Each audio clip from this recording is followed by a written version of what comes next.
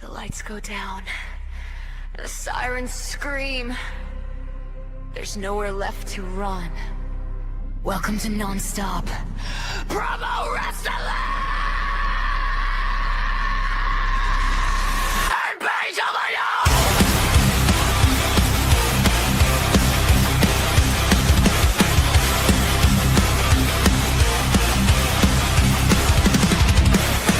Feel the thunder when the entrance hits. Steel and fire, broken bones and fists. Every warrior comes to make their name, but only legends survive the pain. No surrender when the bell is rung. Every battle has only begun. Step through the ropes and face your fate. Once you enter, it's already too late. Hear the crowd getting louder. Feel the walls start to shake. You can fight with all your power, but there's no escape. You're in trouble with it, become for you. When the lights burn red, we're coming for you. You're in trouble with it, become for you. Every title, every fight, every promise comes true. Raise your hands, let the whole world see. This is war, this is destiny. You're in trouble, you're in trouble, you're in trouble with it, become for you.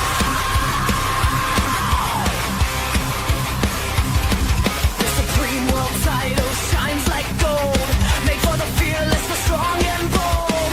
Every challenger wants that crown, but the champion won't surrender it now. The non-stop promo championship calls for the ones who keep fighting after they fall. No excuses and no retreat. You earned that title through blood and hate. The global championship circles the earth, proving exactly what greatness is worth. From every city, every country, every fight, the global champion stands in the spotlight. Hear the crowd getting louder. Feel the walls start to shake. You can fight with all your power, but there's no escape. You're in trouble with NPW. When the lights burn red, we're coming for you. You're in trouble with NPW. Every title, every fight, every promise comes true. Raise your hands, let the whole world see. This is war, this is destiny. You're in trouble, you're in trouble, you're in trouble with NPW.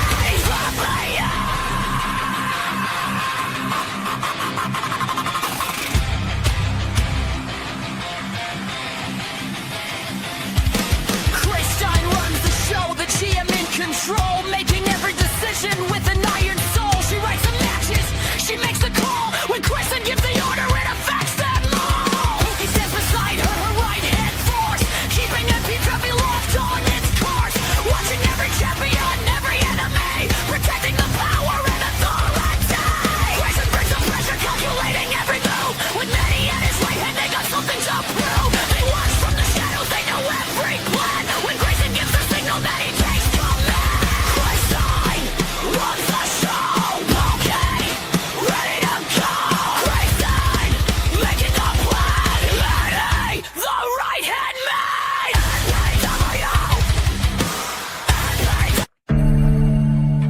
You wake up, the day starts. It's a beautiful sunset. Until the eclipse happens. And it is the eclipse of violence. Match 1. Hot Boy Jimmy versus Dante Black versus BBG in a Monsters Ball match. Now, those people who know TNA understands exactly what's gonna happen. Match 2. Inferno match. Johnny New Haven versus BX Princess. Now the sassy BX Princess, will she have enough verbiage for Johnny New Haven? The slick talking Detroit God will have a lot to say. And in match 3, steel cage. Rattle, rattle, get the metal out. Because this is a number 1 contenders match for the global championship. And we have none other than Moxley versus Tyler, also known as Tyler Taylor. But this match is gonna be looking kinda grim for you people. And it's match 3, so why not skip over it? Match 4, Barbed Wire Massacre. Shadow versus Deviant. Oh shit. I don't have too much to tell you except it's gonna be a murder. Can Shadow pull it off, or will Deviant do the unthinkable? Like the New York Knicks. Are you kidding me? A light tube death match. McFly versus Pastor Sarabah. Now Sarabah has been preaching and preaching and preaching, but we have yet to see him give a beating. And will McFly be the guy to send him to his most high? I have no idea. But with a light tube, you never know.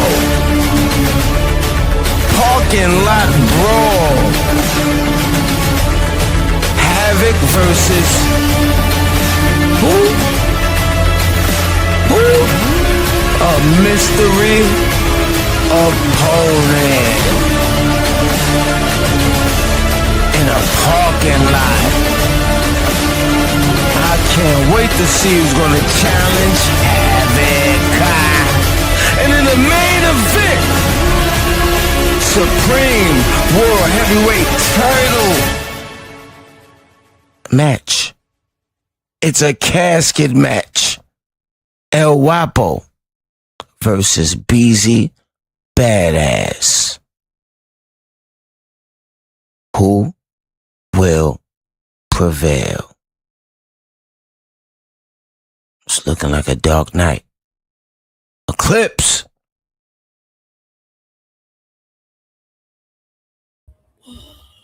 Magical. Let's get it. What's good, y'all? What's good? What's good, everybody? Hey, y'all. Let's get it. I know that entrance song is absolutely amazing. Mm-hmm. The only thing it messed up is it's Christine, not Kristen. But that was fire. That was good. At first, I thought you were singing it, and I was like, "Oh shit, okay, girl." And then I was like, "Wait, more magical." I mean, hey, maybe in a next life it'll be me. But hey guys, it is Eclipse of Violence tonight, and we don't have to deal with the Thank God, no Mad Family. Those little fuckers. Right. Thank God. Man, I cannot wait to no longer see the whole Mad Family presents. I'm so tired of them. They're so annoying. It is very annoying seeing their faces. Hold up here. What's the problem with the Mad Family? They're annoying. You just got here. Especially when every time it's the Mad Family presents. It's not even the. It's duh. Oh What did you my God. Did you Beetlejuice? Here we go. We Beetlejuice.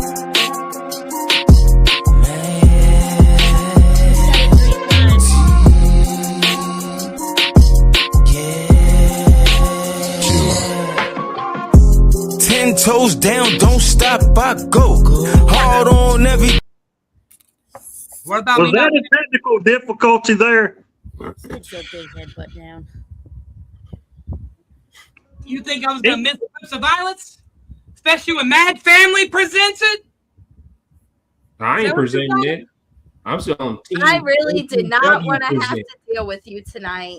Have one pay-per-view without you in it. Anyway. Oh boy. Don't you know you can't have a pay-per-view or any kind of match production of a match card without Mad T being involved? That is gold right there. Oh, He's not Lays a wrong. little much there, sir. Relax. He's not wrong there, Kristen. Hey, I'm chilling with my Last little that- friend that right was- here. That was posted on the page, Rockstar. and you won, by the way, so Yeah, you're good. Yeah. Don't piss me off, Rockstar. How it went Rockstar with this? Rockstar came out there, hit that motherfucker with a Rockstar bomb. Bam, 1, 2, 3, you won. See how that went, Rockstar. Squash match. It was the match was before Magical the show match. even came on. It was a dark match. You did great, buddy. Your Legends Rise, whatever the fuck you call that. Oh shit. no, don't start his shit, please. Yeah, please do. You know what? No, Hey, you know what? This please, is I a will big kick you show. off the screen. We have stellar matches. I mean, our first match of the night, we are defending the nonstop promo championship Woo! in a Monsters Ball match. This is a Wow. great match. I've been excited to see Hot Boy Jimmy versus BBG, and the fact that Dante Black is in there, that's a good combo right there. I'm intrigued. I mean, But then Oh, again, yeah. it's the Mad Family presents, so you never know with this show today. you know the Mad family is gonna prevail. You know that fucking Hot Boy Jimmy's gonna come out here. I mean, yeah. Yes, it reeks of Mad Tea. Thank you. Bro. Better be a Mad Wrong Team, for sir. that. The Ace World Champion Sir. in the house. It better be because What's Mad good, T is Ace here, or champ? because you and Grayson are fighting again. Because listen, No, we're good. okay, good. Just check. I don't gotta fight nobody. I know Wow. they know where my Some foot love. stand. They know where I stand. They know exactly where I stand. I like So, it. Are we ready though for We're our ready. first match of the night? I'm Yeah, ready let's do to this. see how everything goes. Let's go down to the ring, shall we? Woo! Get this violent Opening contest is for the non-stop promo championship. The champ, Hot Boy Jimmy, defending against Dante Black and BBG. Monsters Ball. Ladies and gentlemen of NPW. You see, I've been thinking long and hard exactly how I am to get this job done. I mean, the two competitors I have standing in front of me are massive. BBG and Hot Boy Jimmy. Two competitors who are at the top of their caliber. Two competitors who could say are some of the absolute very best in this company, hell, in this industry. But yet ones that get overlooked. You see, I've been down that path. I've been overlooked. I've been overshadowed. Hell, I've been doubted. I've been backed up against a corner where everyone put me as the odds-on favorite to absolutely fail and lose. But tonight, Monsters Ball for the non-stop promo championship. Oh damn straight, the Reaper Dante Black is gonna be going non-stop until I get that title in my hands, until I raise it above my head. See, because the both of you, you know that feeling. You've done it in your careers. But this time, this is my moment. This is my opportunity to cause pain to the ones that stand in front of me. To make them bleed. To make them suffer. To make them wish they were dead. Because I will dig this in your skull. I will bust you open like a pinata and watch as that candy is covered in blood spews out of your guts. I will pick you up in front of everyone to view the horror that I cause as I take every drop that spews from your body and I paint a picture for everyone to view. And I finish it off with a nice little rose plant with my signature. And I walk out of NPW with something that I'm taking. Not asking for, not begging for, not on my knees, asking for a handout, but taking it by force. Proving that NPW, oh, you have someone that is making this place his home. You have the Reaper knocking on your door, and Death's bell has rang, and now it's time to pay the toll. It's time to pay your dues. It's time to hand me your fucking soul. 'Cause it will be mine. You signed the dotted line. And you begged for God to be on your side, but God was not there. The devil was behind you, watching every single step, guiding you to a moment of failure, guiding you to a moment where I shine. This Monsters Ball match, I don't simply make you my bitch. I dominate the whole entire time. No. Death before dishonor has stood the test of time and time again, but some still choose to dishonor themselves because they think that they are what they're not, and someone has lied to them their entire lives. But when you get someone that sees the truth, I'm telling you, man, it's not a sight to see. It's not a spectacle. It will disturb you to the core when you learn the actual truth, the actual facts. And the fact of the matter is, Dante Black,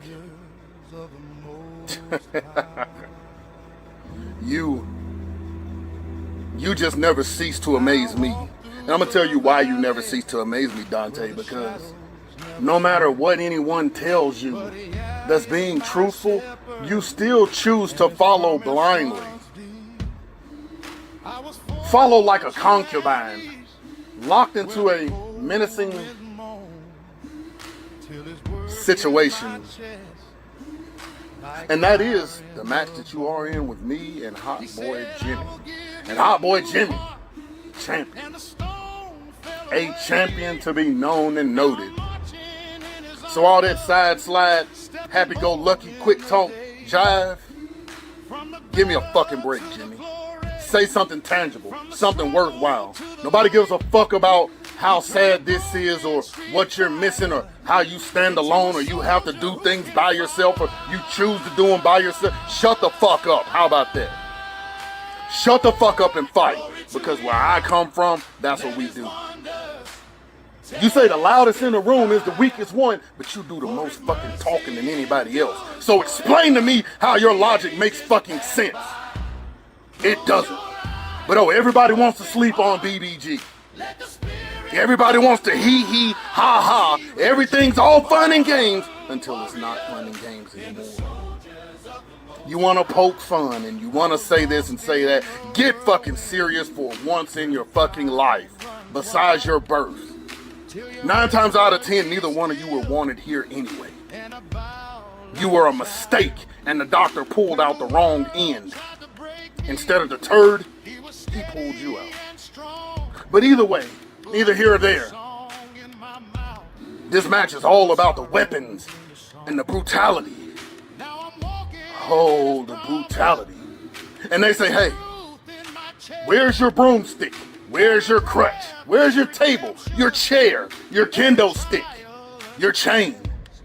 Do you understand what you're in? And I tell them, yeah, I do. You want to know what the fucking weapon is that I'm bringing? You're looking at me.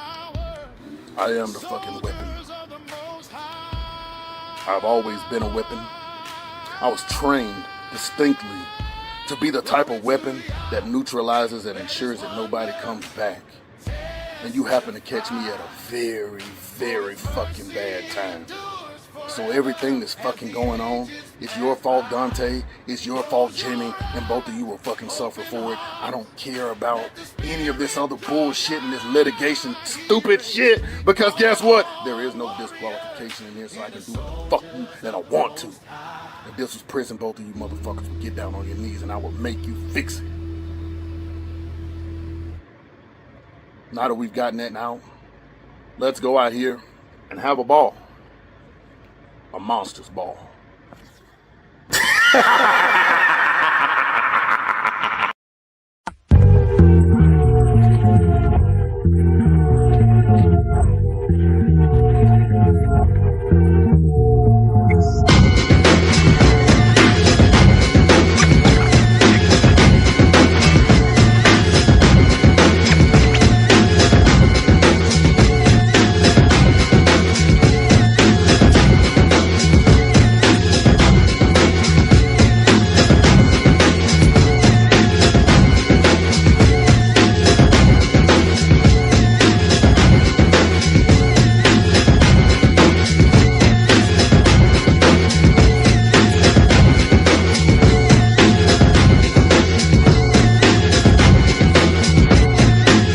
I don't give a fuck about what nobody say. I already feel like this shit is drummed up for me to fail because you got me going against Dante Black and BBG.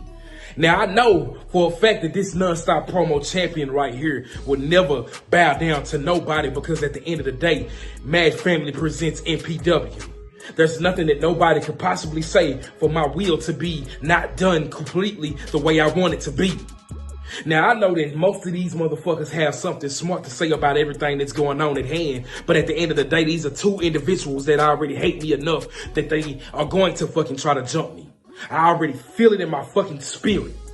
Not only do I feel it like that, but I know for a fact that when I get out there, it's going to be nothing but heartache and pain. But it's okay though, because at the end of the day, I'm Hot Boy Jimmy. I am the pinnacle of NPW, and ain't nobody going to be able to stop what I put out when I put out the work that I do get in. It's crazy how a lot of you motherfuckers don't see that shit for me. I've been booed for the last couple of weeks. I've been shown the most disrespect, and ain't nobody being real fucking friendly when it comes down to me having what the fuck I have. It's almost like you motherfuckers want me to fail. What the fuck, it ain't my fault that these motherfuckers ain't shit. It ain't my fault that I'm been out here putting in work and putting my motherfucking fists in their fucking face so they can see it. It ain't my fault that I am the one who's been fighting for everything that I could possibly be fighting for. Everybody sees this shit, everybody knows this shit, and now that I'm having to put out my fucking best work, I'm gonna have to say that laying down the fucking law for everything will be the reason why, even though I might just get it out, I'm still gonna come out on top every single last time. And if these two individuals think that they gonna be knuckleheads to take me the fuck down, well, guess what? It's not that. Nobody knows what the fuck I go through on a day-to-day basis, but people are really going to see the hard work that I put in for the dedication of everything that I have ever done for this shit. And it's crazy because Father's Day, I'm getting my ass the benefit of a doubt that I'm going to come out on top the way I'm supposed to. Nobody's taking shit from me. And you can bet your ass that if I lose, I'm going straight crazy on the deep end. But it's okay though. We're gonna see what happens next. I told y'all before, I'm the hottest in the fucking game and ain't nobody stopping this shit.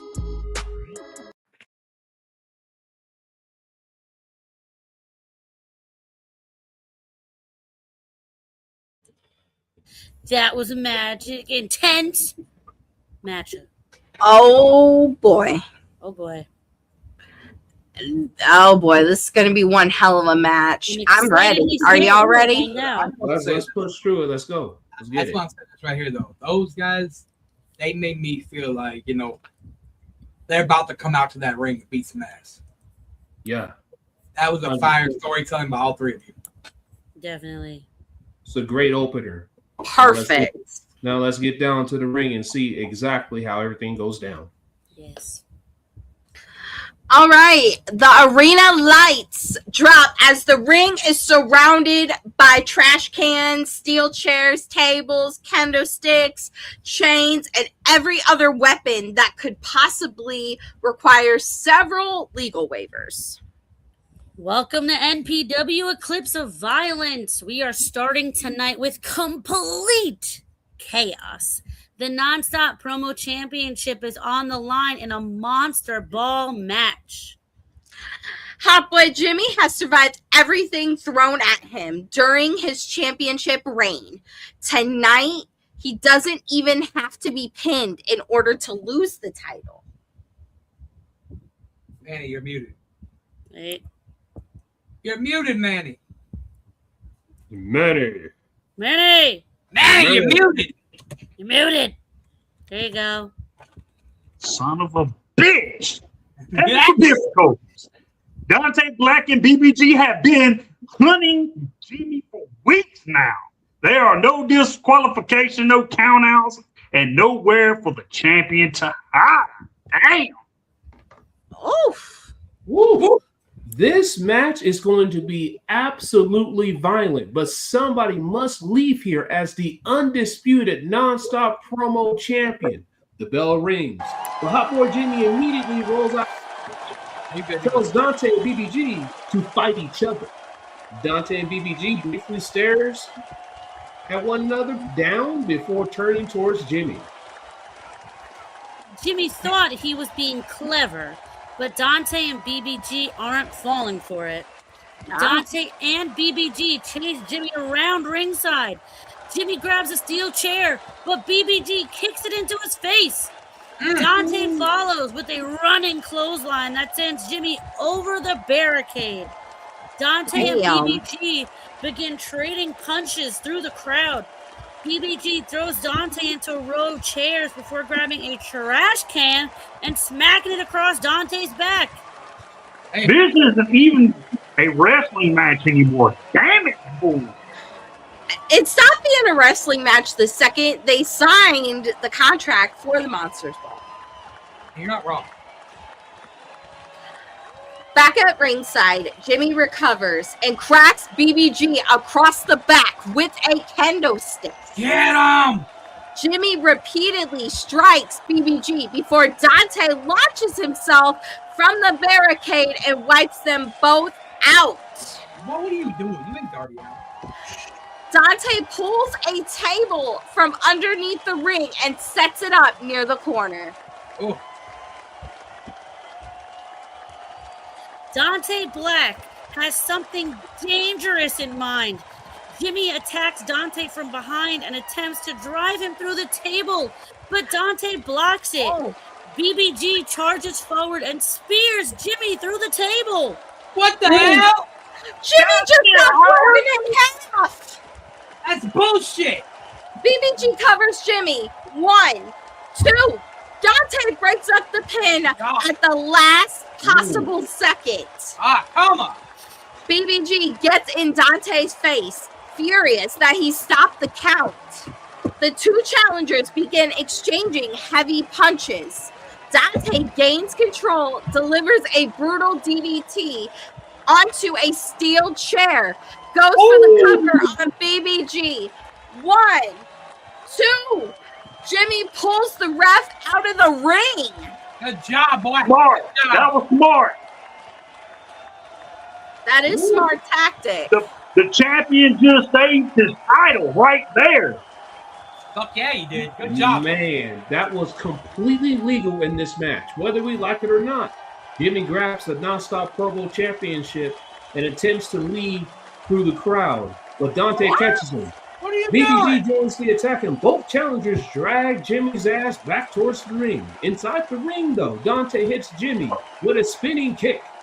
BBG follows with a massive powerbomb onto a pile of steel chairs. Ooh, that's gotta hurt. Out of the ring, barely conscious. Dante and BBG turns his attention back towards each other. Damn. This is making me smoke more.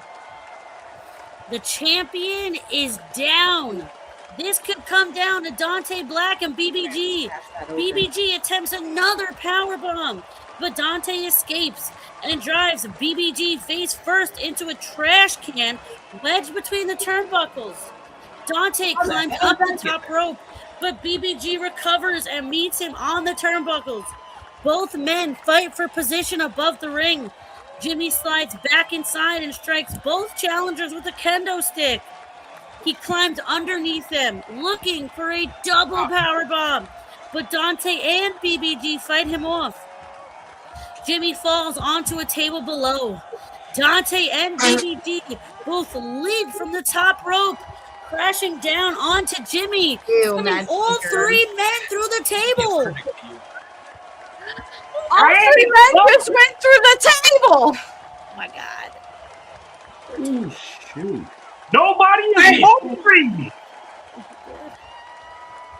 Dante slowly crawls towards Jimmy and places an arm across his chest. At the same moment, BBG crawls over and places his arm across Jimmy's chest for the opposite side. The referee drops to the mat. 1, 2, don't you fucking! The bell rings. That's bullshit. That's bullshit. What? Believing he has won the championship, BBG gets to his feet and grabs the title from the referee. Insisting that he was the winner. Wait a minute. Both men were covering Hot Boy Jimmy.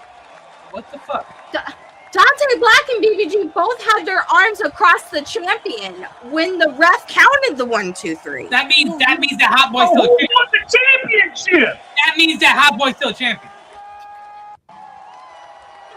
Dante snatches the title away from BBG.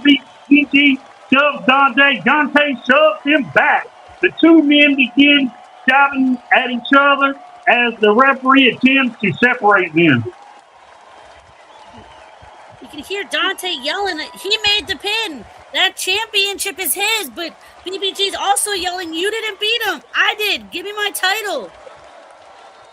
I mean, I'd rather go to fucking Hot Boy Jimmy. Somebody do something. Grayson, you're the GM. Hell no, I'm going down there right now. Fighting again over a possession of the championship? Yep, you're damn right. I'm about to end this right now. I'm walking down there. Get him. Suddenly, Grayson removes his headset and stands up from the commentary desk. Grayson, where are you going? Oh boy. Grayson has now entered the ring and has ordered both men to stop. Dante and BBG continue arguing until Grayson steps between them and takes the Nonstop Promo Championship away. Hot Boy Jimmy remains on the floor outside the ring, demanding the title be returned to him. Yeah, Grayson you tell looks him. at Dante, BBG, and Jimmy before raising the championship into the air. What's he doing? What's Grayson doing? What's Grayson doing? The official's decision is unclear. Dante Black and BBG both had Hot Boy Jimmy pinned when the referee counted to 3. The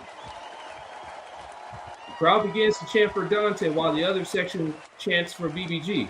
Until I review the footage of the end of this match and talk to the officials, ain't nobody leaving tonight with the Nonstop Promo Championship. It's bullshit. Protesting. Hot Boy should have that. Hold on. Just because you're saying Hot Boy still retains, the general manager has spoken. The sheriff of town has spoken. I will address the future of this championship on the next episode of NPW Supremacy. And there he goes, leaving the ring, carrying the championship. Dante and BBG remain inside the ring, staring each other down as Hot Boy Jimmy watches from ringside, furious that his title has been taken. I mean, we started the night expecting one champion, and now we don't know if we have 2 champions or no champion. Oh my God. Dante Black believes he won. BBG believes he won. Hot Boy Jimmy never officially lost the title by himself because they both pinned him. No, they didn't. Okay, Grayson has taken the championship, and we'll have to wait until next Supremacy for an official ruling. Good call there, GM. It's bullshit. I'm not making any rush decisions after a match this important on this card. I will review every camera angle humanly possible, speaking with the referee that was there, and announce my ruling on the next NPW Supremacy. The Nonstop Promo Championship is now in the possession of GM Grayson, but the controversy between Dante Black, BBG, and Hot Boy Jimmy is far from finished. The official result is that Dante Black and BBG simultaneously pinned Hot Boy Jimmy. We're recapping here that the championship is taken by GM Grayson pending an official ruling on the next episode of NPW Supremacy. That is a mother. That's one crazy way to start a pay-per-view. Hell yeah. I'm mad. This has got slander all over it. I think we need to pay some bills. I'm not going to have them. I think we need to pay some bills on this. What I tell y'all, I'm here to keep it fair and honest. I like I it. do not bend over to no freaking evil faction, no family, and no nothing.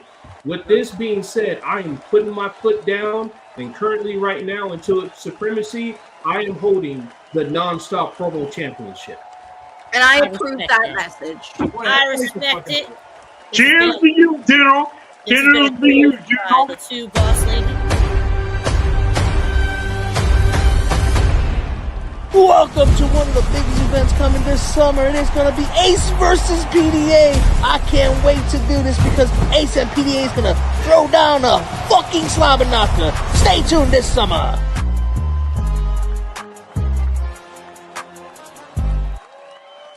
Did he just say a slobber knocker? Yes, he said it's going to be the slobber knocker. Oh, okay. As long as it's not a hog knocker, I am game. BBG, you will find out what my decision will be on Supremacy. Until then, shut your mouth. You don't demand anything. You just work here.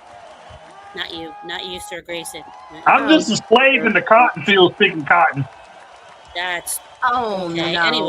Anyways, Rockstar. Anyways, as the ring is getting set up for our next contest, it is an Inferno match. Johnny New Haven versus BX Princess. I want to see fire. You want to see fire? Bring the fire. Yo, look, Bring these it two, I'm tired of this shit between these two. I told him, like, look, you two gonna sell this shit. Johnny, if she wants you, she wants you. If she don't, she fucking don't. So, Johnny, let's get down there and find out what.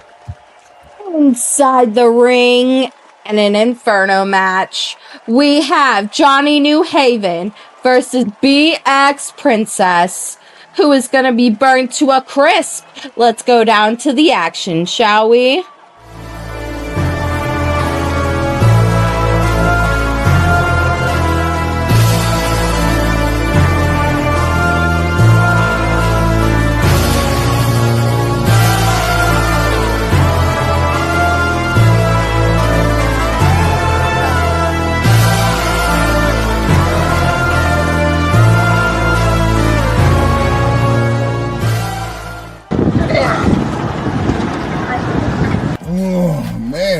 Hey, Misty!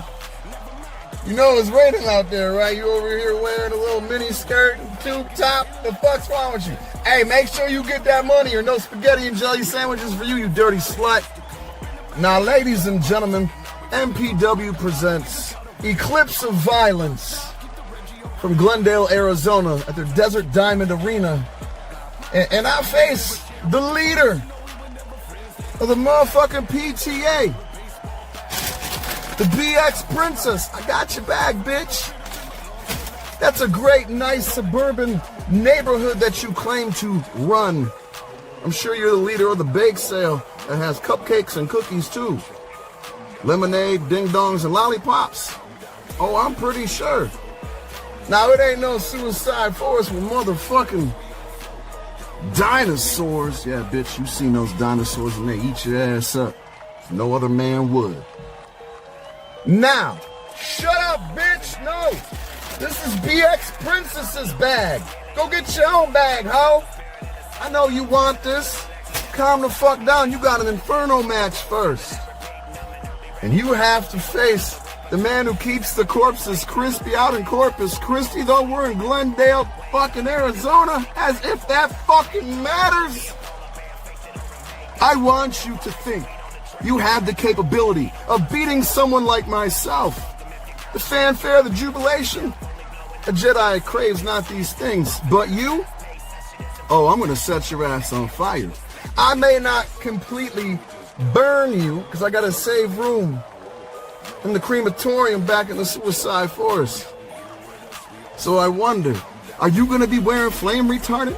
Are you gonna drink enough fucking Mountain Dew that also has the same flame retardant in it to make sure you don't burn, sizzle, or singe? I wonder these things. I really do. Because I'm gonna have to hurt you. I'm gonna have to burn that pretty hair off your face.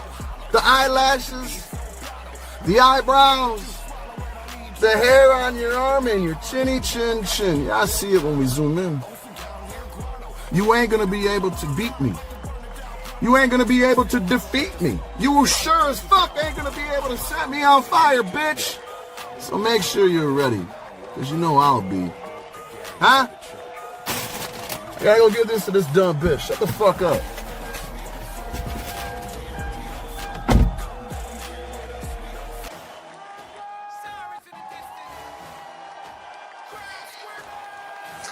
Oh, Johnny. Johnny boy. Johnny New Haven. Here we are. You wanted this match, you got this match. But the fact that the first thing you ever said to me was talking about my pink taco? Dude. That's crazy. You don't talk about a girl's punani. You just don't. Alright? And you're gonna want to try and say, oh, that's not what I meant. Yes, the hell it is, and we all know it. If you're gonna talk about anything, you can talk about my yabos, my tetas, my boobs, or my booty. I'm okay with that. That's not as weird. My God. Fucking weird. So, we got this match. It's an inferno match. Now, a princess like me would never be caught dead in the depths of hell. Now, maybe you might, but you see, instead, we're gonna have some fire. We're gonna bring the fire. We're gonna light it up. Because that's what I was told to do. That's what I've been tasked to do. That's what I want to do. That's what I came here to do. That's what we're gonna do, Johnny. Are you sure you're up for it, though? Because I don't think you are, because I think you're all talk when it comes down to it. And if you wanted to really fight, we would. If you really wanted to do something about any of this, we would. But let's take it back. Hold on now. Maybe the reason you're so obsessed with me is because you think I'm cute. And now, Johnny, so sweet of you. But I'm like, no, thank you. You see, Mama came to play. And to slay, to rue the day, to win this shit, to fuck you up, and to have a damn good time, because that's what I do. See, there's many sides of BX Princess, and you unlocked a weird fucking one. One that's just so caught off guard by your comment. But that's okay. Because I'm still here, aren't I? And I'm still in your head. I'm in your mind. I'm in your head. I'm in everybody's mind, because that's what the BX Princess does. Now you have gotten La Gringuita version of BX today. So please, bring it the fuck on, because I am bored of your words. I'll be waiting. TikTok. Why are you so obsessed Hey, with Misty, me? let me get that beer. Boy, I want All I'm gonna say is, Hey, I'm gonna say I got this from Misty. letters. I'm gonna say 3 letters. PTO. Yo, I just stole this from Misty, man. Pink taco over. That was a spicy BX. I just want us to all I'm not, Manny, you're muted, but I'm not the biggest fan of what Misty drinks. I was thirsty. Don't drink after Misty. Always muted when we come back from commercial. Because you Who's mute playing with yourself. the damn shit? You mute It's yourself. not, no, it's StreamYard, because we can't unmute you. He muted himself. Shut up. That was magical. Can you find out what's happening down there? Can we find out Yeah, if somebody's getting cooked in that way? We don't know which parts are getting cooked, so let's jump into the ring, shall we? Let's see what barbecue flavor is coming up next.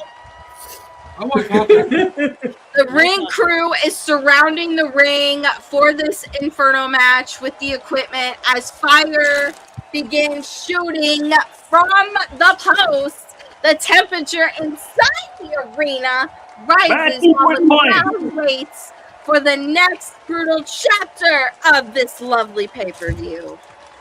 We just witnessed complete controversy, and I don't just mean Rockstar's comments timing, but in our opening match, and now we're moving into an Inferno match. Ooh. I might hang up Max. The only way to win is to set your opponent on fire. Johnny New Haven and BX Princess have had their problems for weeks, and tonight it all comes to an end. This isn't a match where you can lose focus one mistake and you're going straight into them flames. Both competitors agreed to this match. There'll be no disqualifications, no countouts, and no pinfall. Somebody must be burned. BX Princess makes her entrance first, walking confidently towards the ring as the flames rises around her as her white dress glows with the flames. Johnny New Haven's music hit next. Johnny New Haven walks onto the stage holding a large bouquet of red roses. What the hell? He got the roses? What the hell got into J&A, son? Is Johnny New Haven bringing flowers to an Inferno match? Maybe thanks romance is fireproof. I don't know. Johnny enters the ring carefully and asks for a microphone. BX Princess stands across from him with her arms folded. Johnny New Haven BX listens. We don't have to do this. We've been fighting for too long. I brought these roses because I think you and I could be something special. What the fuck? The crowd begins booing. It's erupting. Johnny steps forward and offers the roses to BX Princess. BX Princess looks down at the flowers and then looks back at Johnny. She takes the bouquet. Johnny smiles and opens his arms, believing she has accepted his offer. BX Princess suddenly smashes the roses across Johnny's face. You go, girl! Fuck them roses! I think that's her answer. BX throws the flowers into the flames, and the roses immediately catch fire. BX Princess is saying, I'd rather burn with the flowers. And the ref calls for the bell. You two get it done and over with already. Yes, Johnny girl. charges forward, but BX avoids him and delivers a series of forearm strikes. Johnny fights back with a clothesline before attempting to drag BX towards the flames. BX kicks Johnny away and catches him with a spinning kick to the side of the head. BX Princess is not interested in Johnny's flowers, his feelings, or anything else tonight. Johnny rolls underneath the bottom rope, but quickly pulls himself back before touching the flames. BX charges toward him, but Johnny catches her and drives her into the turnbuckles. Johnny follows with repeated shoulder strikes before lifting BX onto the top turnbuckle. The fire is only inches away from her. Oh my fucking God. Johnny attempts to push BX backward into the flames, but she breaks his eyes. That's gotta hurt. And knocks him back into the ring. DX jumps from the top rope with a crossbody, takes Johnny down. The flames rises higher. Hey, Every time these two hit a major move, those flames get bigger. kind of like me every time you talk.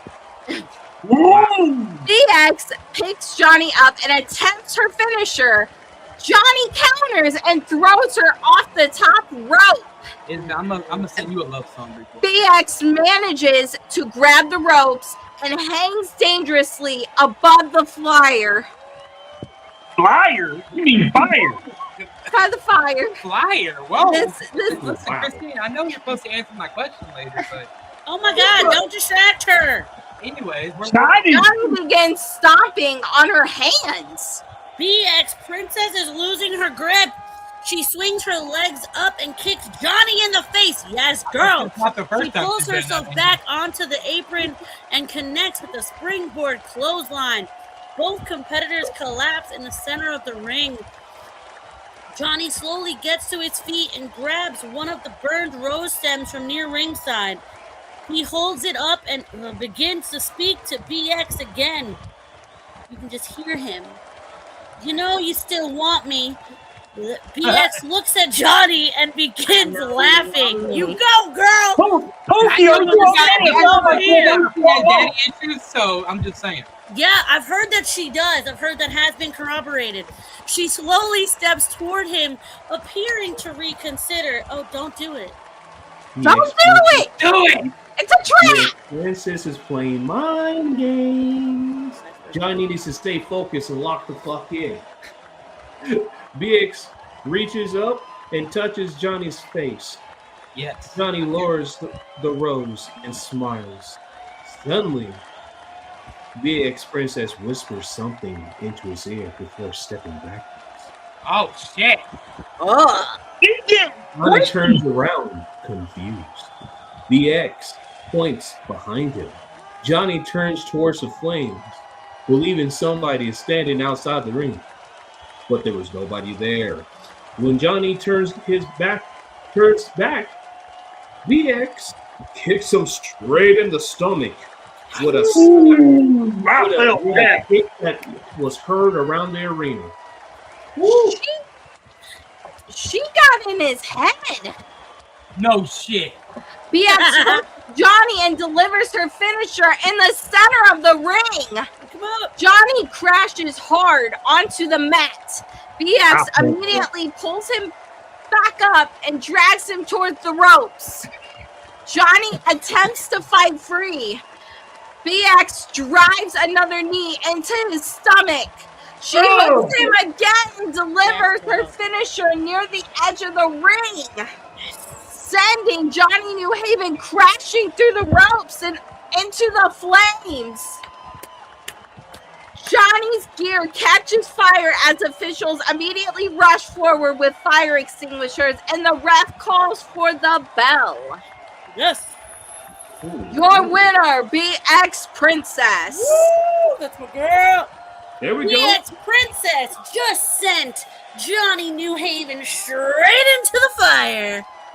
Johnny came here with roses and he's leaving covered in extinguisher foam. BX played into his emotions, made him lose focus, and finished him exactly when she wanted. Yes, girl. BX Princess stands in the ring celebrating while Johnny sits at ringside furious and embarrassed. When suddenly Mad T's music hits, of course. I'm going to deal with this before it gets out of Coming down here. there to yell at her as always.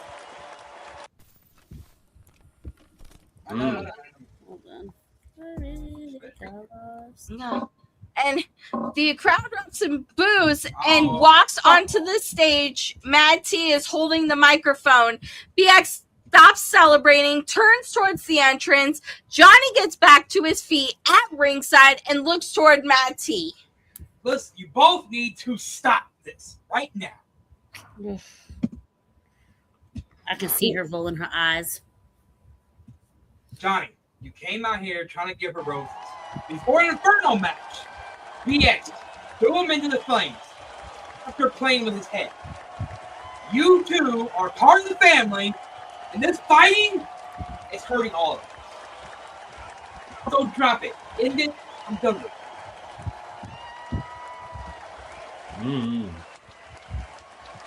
Dang. I don't know what to say. Whether you like each other or not, you need to learn how to get along for the betterment of the family. BX Princess looks annoyed while Johnny points toward her and claims she started everything. I don't care who started it. This is now. The family comes before your personal bullshit. Matt T lowers the microphone and stares at both competitors. BX Princess exits the ring and walks past Johnny without speaking. Johnny watches her leave before following several steps behind. I would stay back if I were Hungry you. ass. BX Princess won the Inferno match, but Mad T is demanding peace between those two. And after what we just saw, getting Johnny New Haven and BX Princess to cooperate may be harder than surviving flames. Mad T says the family comes first, and that's true. But BX Princess doesn't look interested in forgiving Johnny New Haven anytime soon. Ladies and gentlemen, Mad T made his expectations crystal clear. Sure enough, did. Johnny and BX can put their differences aside and coexist or tear the family apart from within. They do. BX Princess defeats Johnny New Haven after hitting her finisher, sending him into the flames. And you know what? Mad T orders Johnny New Haven and BX Princess to learn how to work together for the betterment of the family. Well, it's working out great for me, Christine. I mean, the man showed up with flowers. What a silly goose. You know what? It's going to work out for me later tonight when you give my right answer. What you believe is the right answer. Hey, the right answer is Christine, you know you want that precious, that pretty. Shut up. My response is we should check out a commercial. No, that's just like Johnny New Haven bringing flowers to BX Princess, who has confirmed daddy issues and dislike of all things. I'm not looking at it. I'm not looking Here's at the it. thing. What would have happened if it was chocolates instead of roses? She still would have hit him with them. Yep. Everybody knows that BX Princess, her least favorite holiday is Valentine's Day, so gross. You know what? How about this? I'm gonna give y'all commercial free for the next match. Let's pay the bill. No, we're not gonna pay. No, we're not going to pay bills. We have a #1 contender we need to decide for the global championship. We got a lot of work to do. The bills can wait. The bills can definitely wait. What they said. And they are lowering the steel cage now as we speak. We have Moxley versus Grim Taylor inside of a steel cage. Well, you know what? Let's get to it, shall we? Yeah, let's go. Let's do this. I will. We're finally at For #1 contendership of the global championship. Inside of a steel cage, we have Grim Taylor versus Moxley. Who is going to escape? Who is going to get the pinfall? Let's go down to the Grim Taylor. Tonight we step into that steel cage just to see who is the better man. See, I heard over your last Vignette that you have had help the last few wrestling matches that you've been in. I want you to bring them to that steel cage as well, because I'll take all of your asses out. I will make sure y'all really understand what blood and territory is. And that ring is my territory. In that ring, it's my house. So if y'all think that y'all going to come in that steel cage and do something about it, you're absolutely wrong. I want you to understand, Graham Teller. I took on more and better beasts than you. I'm not even going to call you a beast. After listening to your last vinaigrette, I'm going to call you another rock star, because there is nothing you said in that last vinaigrette that will ever amount up to what I am going to do to you. I'm going to make sure I do my double D's on the mat. I'm going to make sure that I superplex you off of that steel cage. I'm going to make sure I get on top of that steel cage, and I'm going to make sure I do the 450 splash. I'm going to show the world that Moxley isn't playing. I'm going to show the world that Moxley's here because he wants championships, and I will earn them just like this. I'm going to earn, because Graham Teller, you're not better than me. You never will be. All you are is another rock that's going to be thrown at my house, and that's it. And let me tell you something. You chip anything at my house, I promise you, you're going to get the beatdown of your life, worse than what you're going to get tonight. So, Grim Teller, be prepared, because Moxley's coming, and he's coming to obviously kick your ass. I am copyright, I love you, you love me, let's not play copyright music in our videos. Let's be big boys and do what is told. Now I look like a weirdo.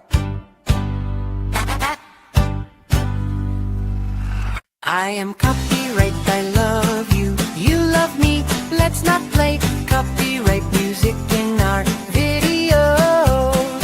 Let's be big boys and do what is told. Now I look like a weirdo.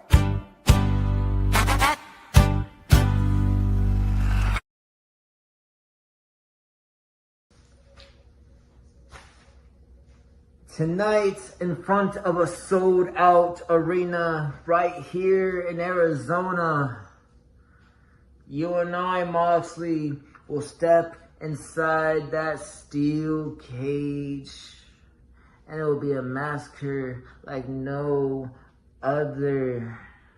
There will be no escape, just how we like it, because we're too good enough to try to run away. We both have something to prove, don't we? And you know what, Moxley? I'm not just sadistic. I'm not just vindictive. I am hungry like no other. And after tonight, soon enough, that global heavyweight championship will be right where it belongs. With me, with my Reapers. And you will soon find out, Moxley, that you're just way in over your head. Wow, and that beautiful music was brought to you by the head of the world, Mad T, with a special message to stop with copyrighted music, or you will get that fire song going forward. By the way, hey, Grayson, I just was text that BBG was seen walking out of your office, and apparently it's totally destroyed. Oh no! Hence why right now I am currently talking from my phone. Because he destroyed my tech, which means I'm going to do something about it. And he's not going to like it. He thinks just because he's upset about him being the one part of the decision of having a double pin, whose fault is that you were too slow to get the pin by yourself? Shut your mouth. I said the tech team to come fix your room. Don't worry. Look, see, I'm not a bad guy, Christine. I'm actually helpful. Don't let him lie to you. You're a bad guy eating potato chips that you stole from a fan. Did you share with her? God, what a jerk. Did you share? No, it was a 5-year-old. I'm not sharing with her. I meant with her, you dingus. Fuck no. I thought I was the only one that said dingus. Down to the action. Facts. Let's go. The steel cage is lowered around the ring as the crowd rises to their feet.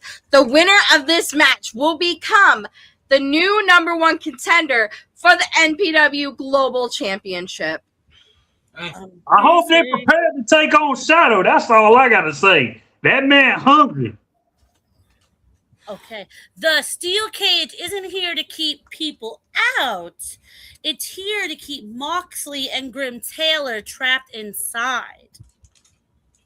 Wow. Shorties? Oh, man. Like, all right, we're getting Network Warriors on. Yeah. These two are two of the toughest men in NPW. There is no excuses tonight. One of them will leave this cage with a future global championship opportunity. Not if Shadow takes them down, but I digress on that matter. You can win by pinfall submission or escaping the cage. With these two, I don't expect these to stay clean for very long. Both men earned this opportunity. Now they must survive each other to claim it.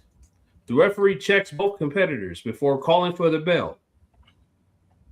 Moxley and Grim Taylor immediately meet in the center of the ring and begin exchanging heavy punches, neither man backing down. Grim connects with a forearm, but Moxley responds with a massive headbutt. Grim stumbles backwards before charging forward with a clothesline. That bitch connected. Underneath and throws Grim shoulder first into the steel cage.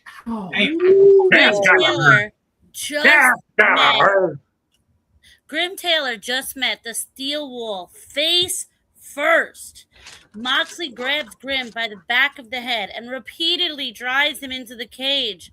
Grim falls to one knee as Moxley begins scraping his face across the steel. Ooh, I feel it over here. Like cheese on a cheese grater. Oh, God, no. Oh, God. That cage can tear open skin in seconds. I'll tear open skin in a second. Grim fights back with several elbows to the ribs. He reverses Moxley and launches him into the cage. Like a straight yarn dart.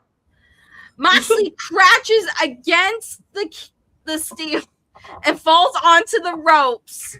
Grim charges forward and crushes him between his body and the cage. I thought he said yarn dart.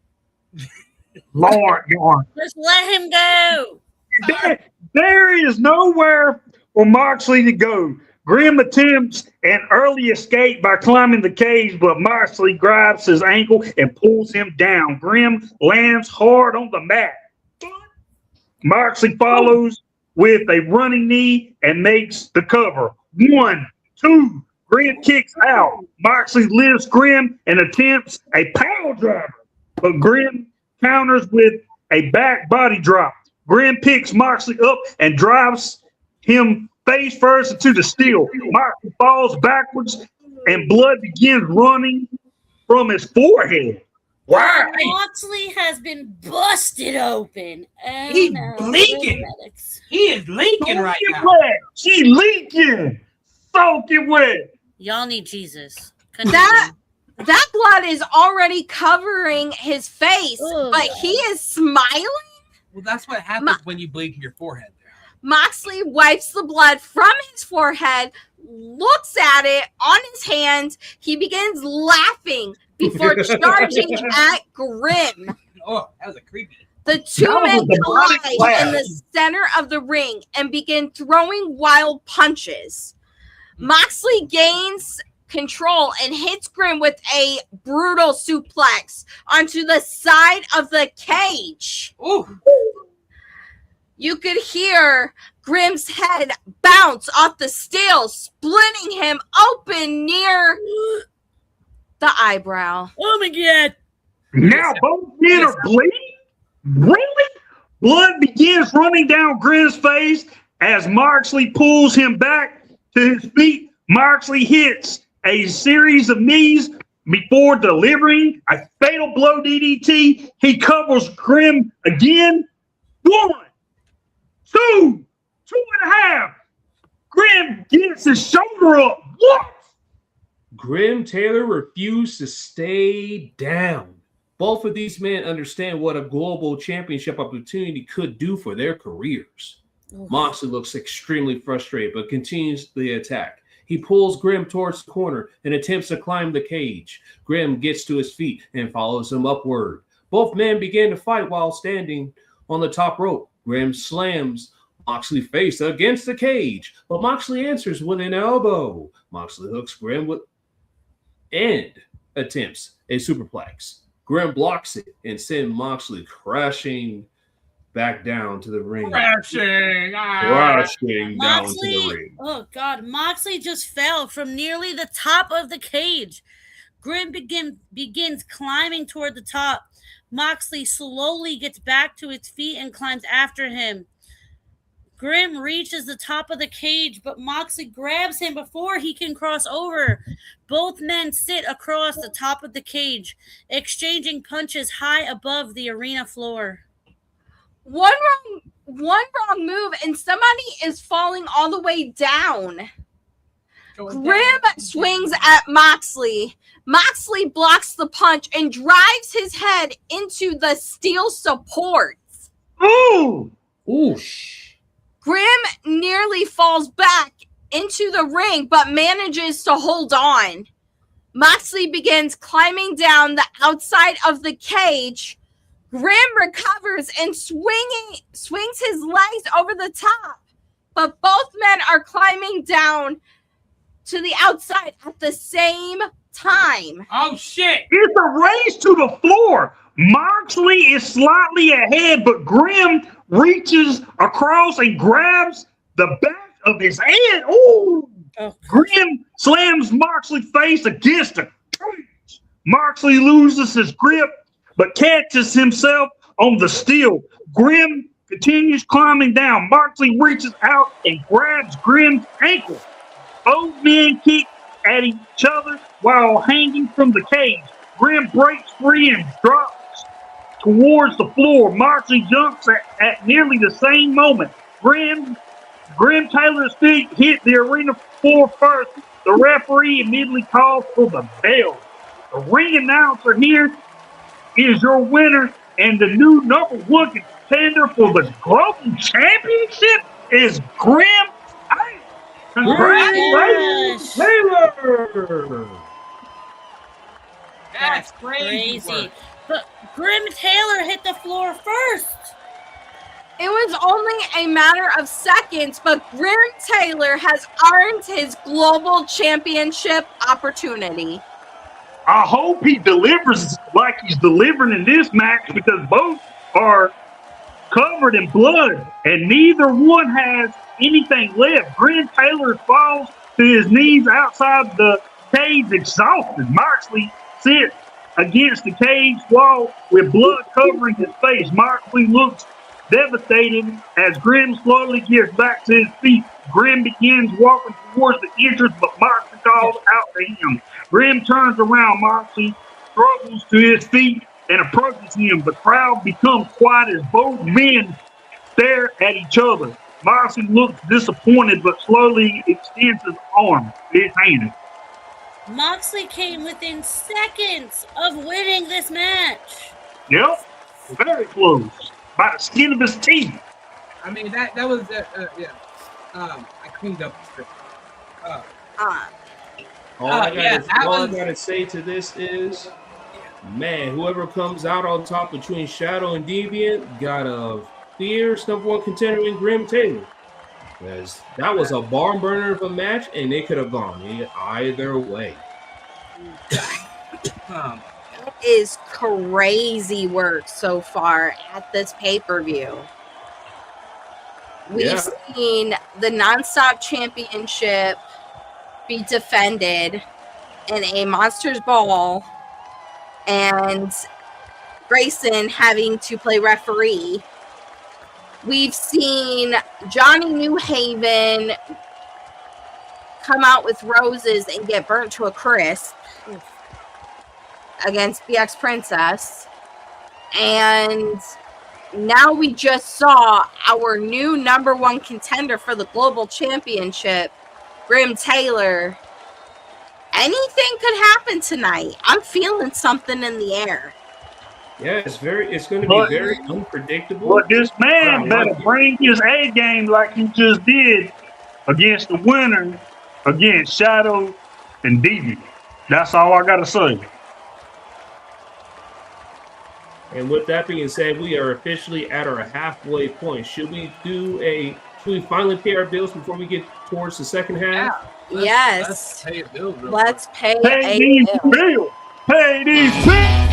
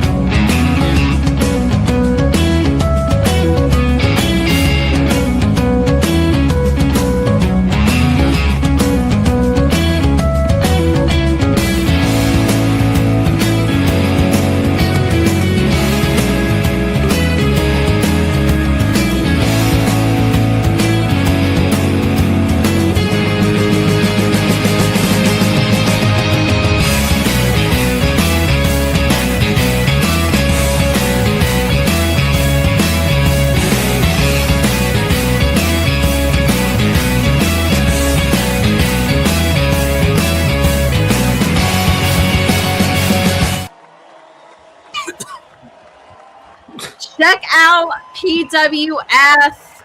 They had their pay-per-view recently, and it was off the chains. That was like fucking a month ago. What are you talking about? Listen, if you're going to be with me and get half of EMP, then you need to look and learn to keep over the product, okay? Jesus Christ. I will say this, though. Juneteenth that just happened earlier today? No, that was a fire show. That was a fire show. Everybody that could participate in it. You even had Mad Raya show up there at the end. You know what I'm saying? But that was a damn good show. Congratulations to everyone who was on that show. We were supposed to have it out yesterday, but Frankie was having problems, so we had to get it out late. We apologize, but it's okay though. You had your very own general manager here competing, and his network debut. Even though I may have lost, do I care? No. It's just another part of the long-term build. But with that long-term build, we should go towards what is the future of the global championship. We got to check out what's going to be the future of the global championship. Match 4. I think they had your stuff fixed whenever you thing. Network teams, so they fixed it. So now we have Shadow, the global champion, defending his championship against Deviant in Barbed Wire Massacre.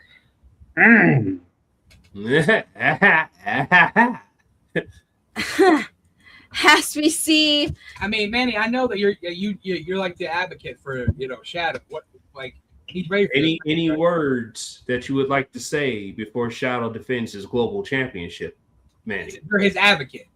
As his advocate. The way I see it is, Deviant, if you don't come harder than what you've been coming, you're going to walk out with an L on your forehead. Bottom line. Because I don't think you're going to make out of this alive, boy. Well, you know what? Let's find out what happened. Because I'm curious. I'm ready. For the global championship, we have Shadow, the defending champ, defending against Deviant in Barbed Wire Massacre. Ooh, this is gonna be good.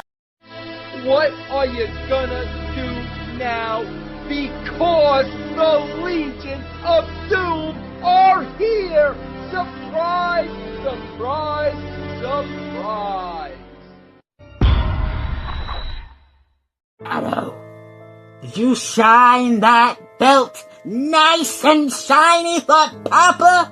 Because I guarantee you, in this barbed wire massacre match, I will take my barbed wire laced hand and I will brutally punch your skull in.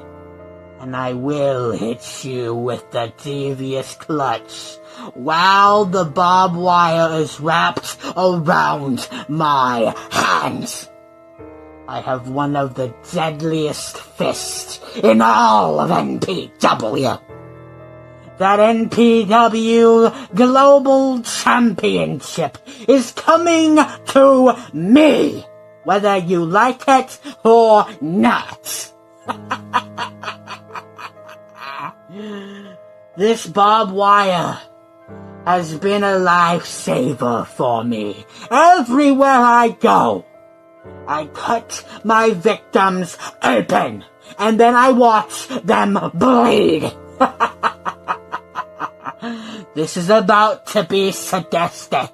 This is about to be the epic battle everyone's been waiting for.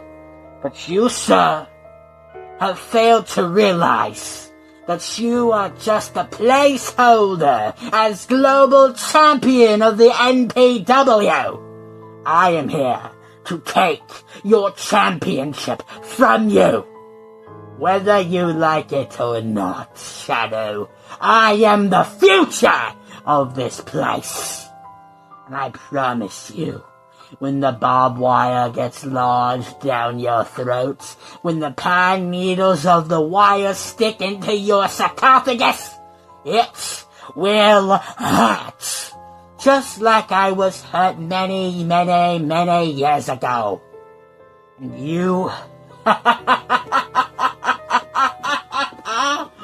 The unforeseeable future isn't so bright for you, young man. I deserve the gold. You are just a false prophet, my brother, from LOD. I need the championship for my future. I need the championship to make it seem worth something. To give it a legacy that it really needs. You just made it a joke. And now, after this barbed wire massacre, only one of us is going to be left standing, and that is yours, truly. What a punch to the face, isn't it, Shadow? Bye, buddy, old pal. Bitch, don't you want to start making some real fucking money? Leave me.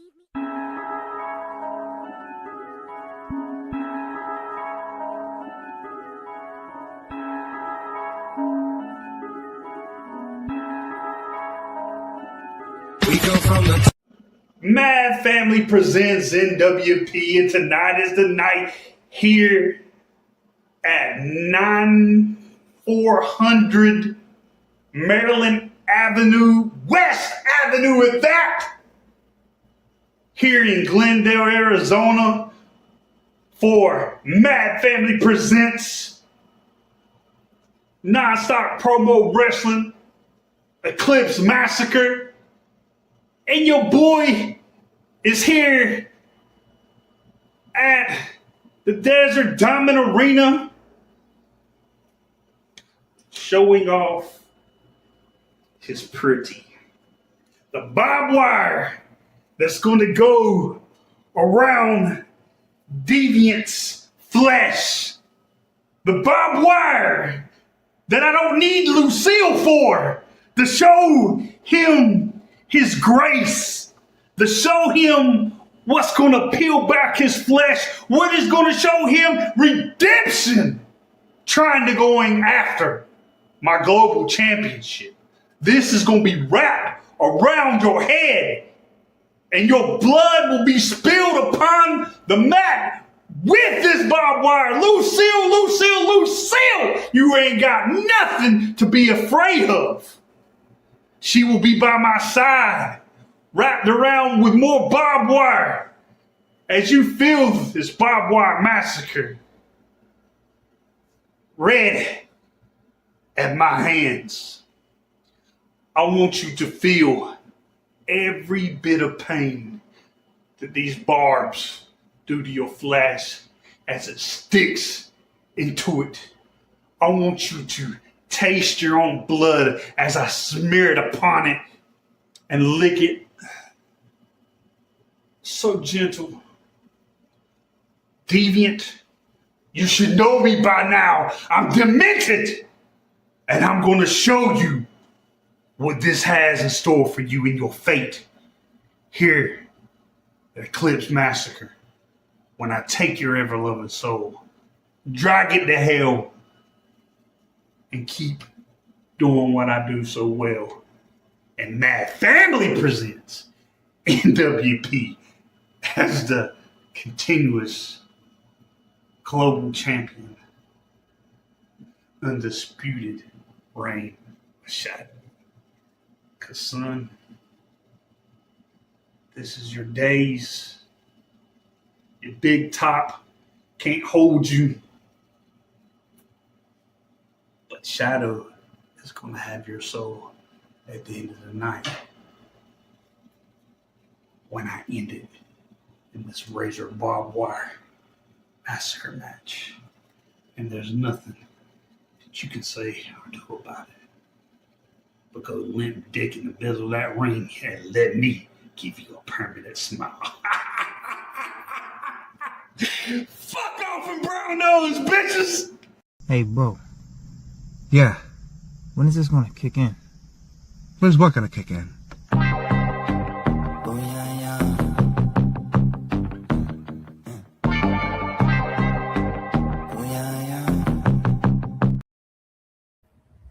Time out. I'm sorry. Shadow was out of his mind. Maybe Okay, Shadow should I got- drink and film. All I gotta say is, have I ever seen a drunken Shadow? You have now. Yeah, now apparently. What the hell? I didn't know shadows can drink. I'm telling you, this bad. You can ask T. He be doing some stupid shit sometimes. You need to watch what he does before Yeah. the title. Yeah. Something tells me that might cost him, but I don't know yet. All right, well, let's get down to the ring. Yeah, I got Christine's dealing with something, so I'll No, take you're good. I got you. Trust me. I'll take her place. Oh, All right. snap. My computer restarted. Fucking piece of shit. The Dang. camera slowly circles the ring. Every rope has been replaced with strands of barbed wire. Additional. This shit right here, y'all. This shit right here. So you can't Wrapped distract around the turnbuckles and ring posts and sections of the barricade. The NPW Global Championship is raised in the air before being handed to the referee. This may be the most dangerous match we have seen tonight. There are no ropes around that ring, only barbed wire.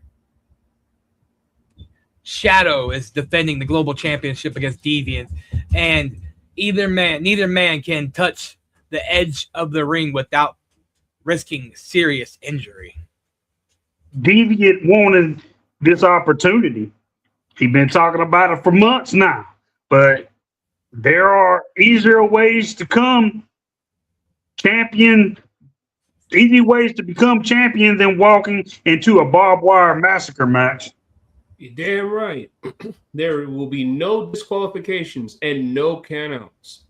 The match ends by pinfall, submission, or referee stoppage.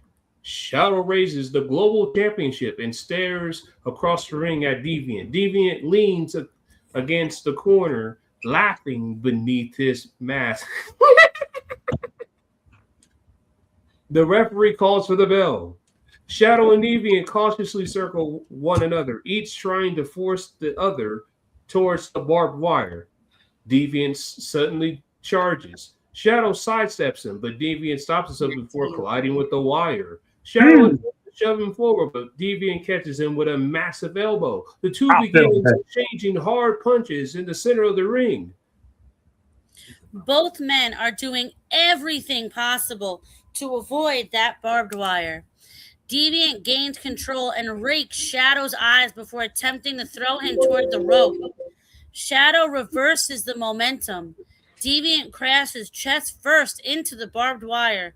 His shirt and skin become caught in the strands. Mm. Shit. Deviant is trapped. Oh, hi. Shadow grabs Deviant from behind and pulls him backward. Oh my gosh, tearing him free from the wire. Deviant falls to the mat as cuts begin appearing across his chest and arms. Shadow goes for the cover. 1, 2. Deviant kicks out. Ooh. Deviant rolls away and grabs a loose coil of barbed wire from the corner. He wraps part of it around his forearm. That man is wrapping barbed wire around his own arm. Deviant charges forward and strikes Shadow across the face with the barbed wire covered around his forearm. Shadow collapses near the corner. Blood begins running from a cut near his forehead. Damn, everybody's getting cut by their forehead. Deviant Everybody's getting the blood. The wire into Shadow's face before the champion kicks him away. Shadow has been busted open. Deviant drags Shadow toward the edge of the ring and presses his face against the wire. Shadow struggles as the barbs tear across his face. Deviant laughs and pulls Shadow backward into a neck breaker. He covers the champ. 1, 2. Shadow gets his shoulder up. Come on, Shadow. What are you doing? Shadow is still alive in this match. Deviant grabs another strand of barbed wire and begins wrapping it around Shadow's torso. He pulls it tight before lifting the champion to his feet. Shadow screams in pain as the barbs dig into his back and ribs. Jeez. Deviant attempts a suplex, but Shadow blocks it. Shadow delivers several punches to Deviant's ribs before headbutting him. Both men stumble backward. Deviant charges again. Shadow catches him and throws him into the barbed wire covered turnbuckles. Ow. Deviant's mask begins partially tearing into his face, hits the wire. Deviant's mask has been ripped open. Shadow pulls him out of the corner. Blood begins running from cuts across Deviant's cheek and forehead. Shadow delivers a spinning kick, sending Deviant backwards into the wire again. The barbed wire bends underneath Deviant's weight, but does not break. Deviant is losing a whole lot of blood. The referee needs to keep a close eye on him. Shadow finds a long strand of loose barbed wire near the ring post. Oh dear. He wraps it around his hand and waits for Deviant to stand. Deviant gets to his feet and swings wildly. Shadow ducks underneath and drives the barbed wire covered fist right into Deviant's stomach. Deviant falls to his knees. Shadow follows up with a knee to the face. He makes the cover. 1, 2, 3. Deviant kicks out. Oh, that was close. Deviant refuses to stay down. Shadow sits in the center of the ring and stares at the blood covering his hands. Deviant slowly crawls towards the corner and begins pulling himself up using the barbed wire. The sharp strand cuts into his palms. Shadow walks behind him and grabs another coil. Shadow has more barbed wire. Deviant turns around and spits blood at the champion. Ew. Yeah. Brother, ew. Brother, ew. Shadow responds with a kick to the stomach. He wraps the barbed wire around Deviant's neck and face before pulling him backward into a choking position. Shadow is choking Deviant with the barbed wire. Deviant apparently grabs at the wire, but every moment causes the barbs to cut deeper into the face. The referee asks Deviant if he wants to quit. Deviant refuses. Shadow tightens the wire and places his knee against Deviant's back. Blood runs down Deviant's face and onto the mat. Deviant cannot breathe. His face is being torn apart by that wire. Tap out! Tap out, Deviant! Deviant reaches toward the ref, but refuses to tap out. His movements begin slowing, and Shadow continues pulling backward, and Deviant's arms fall to his sides. The ref starts lifting Deviant's hands. It drops once. The ref lifts it again. It dropped for a second time. Oh my That's God. not good. The ref checks Deviant's position and immediately calls for the bell. Shadow releases the wire and lets Deviant fall onto the mat. Your winner with the ref stopping it, and still the global champion, Shadow. Wow. Wow. Wow. That man need to get his facts straight and realize what company he works for. NWP doesn't exist no more. On top of it, hey, at least he did something right. Shadow did play to me. So I mean, hey, you know, I'm gonna say this. I saw what you did there, Shadow. I saw what you did there. What did he do? Did he have something like this? One person used rope, the other person used barbed wire, and we saw how that result was. And what was that there, General Manager? And still the NPW Global Champion, Shadow, or in this case, Drunken Shadow. We need to get him some AA meetings. What do y'all think? Definitely some AA meetings.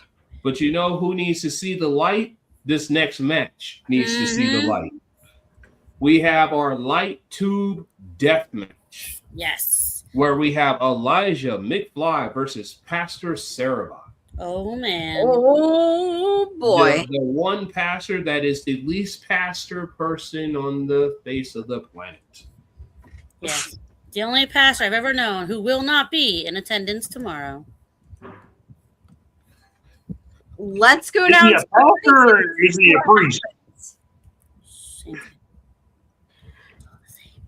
Let's hear what they gotta say.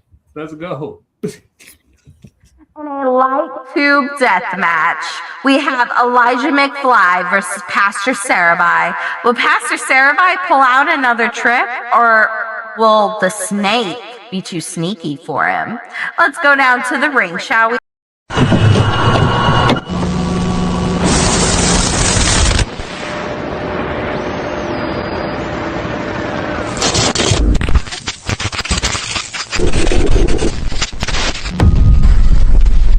Following message by the Legion of Doom.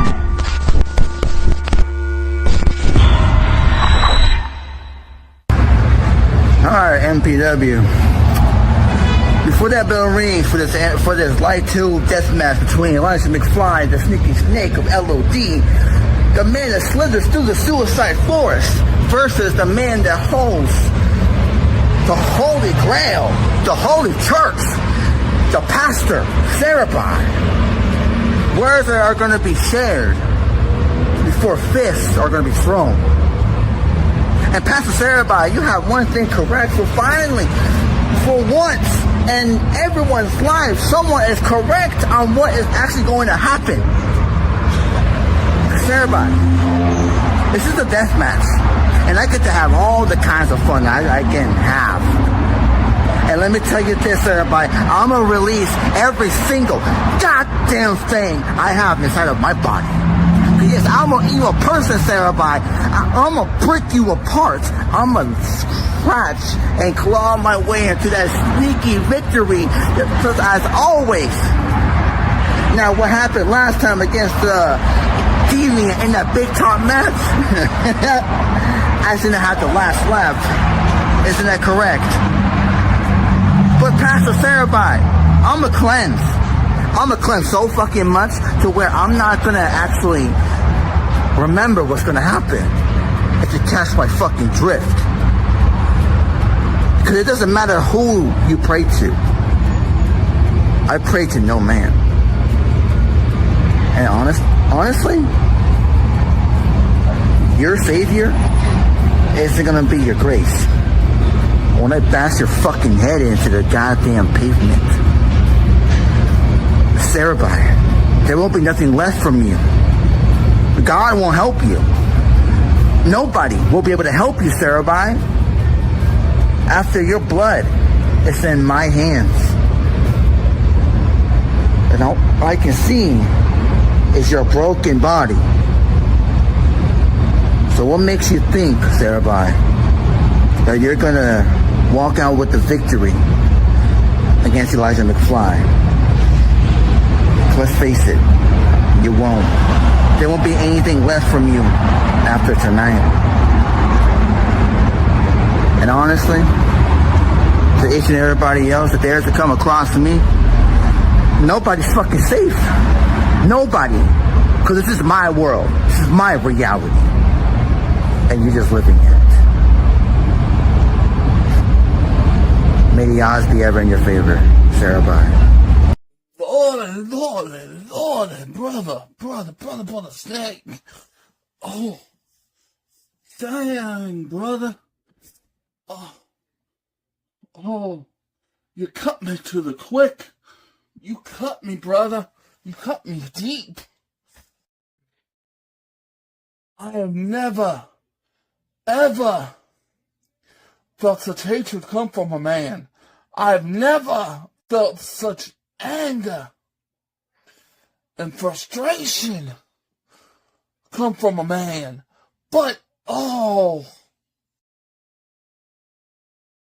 in heaven above, Lord above, Almighty God, I pray that you forgive me for what I am about to say, because it just shows I am a mortal man with his own sins that he battles. Lord, I pray you forgive me, because I'm glad you're angry. I'm glad that you're mad. I am glad, Brother Snake, that you want to fight me like this, that you want to tear me to sunder, to tear me limb from limb, brother. And it's that to death match. Brother, dear, brother.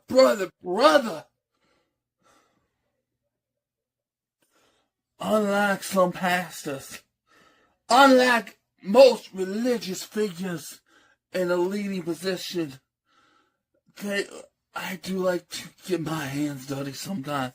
I like to get my hands covered in the worldly materials to further his word.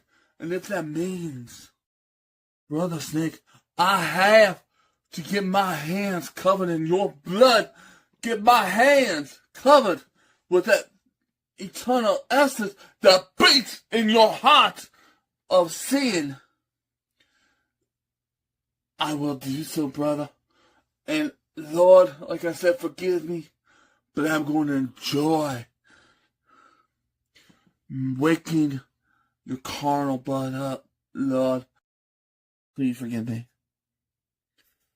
Because Brother Snake, dear serpentine brother of mine, when I'm done with you, not only will I be baptizing you in your own blood,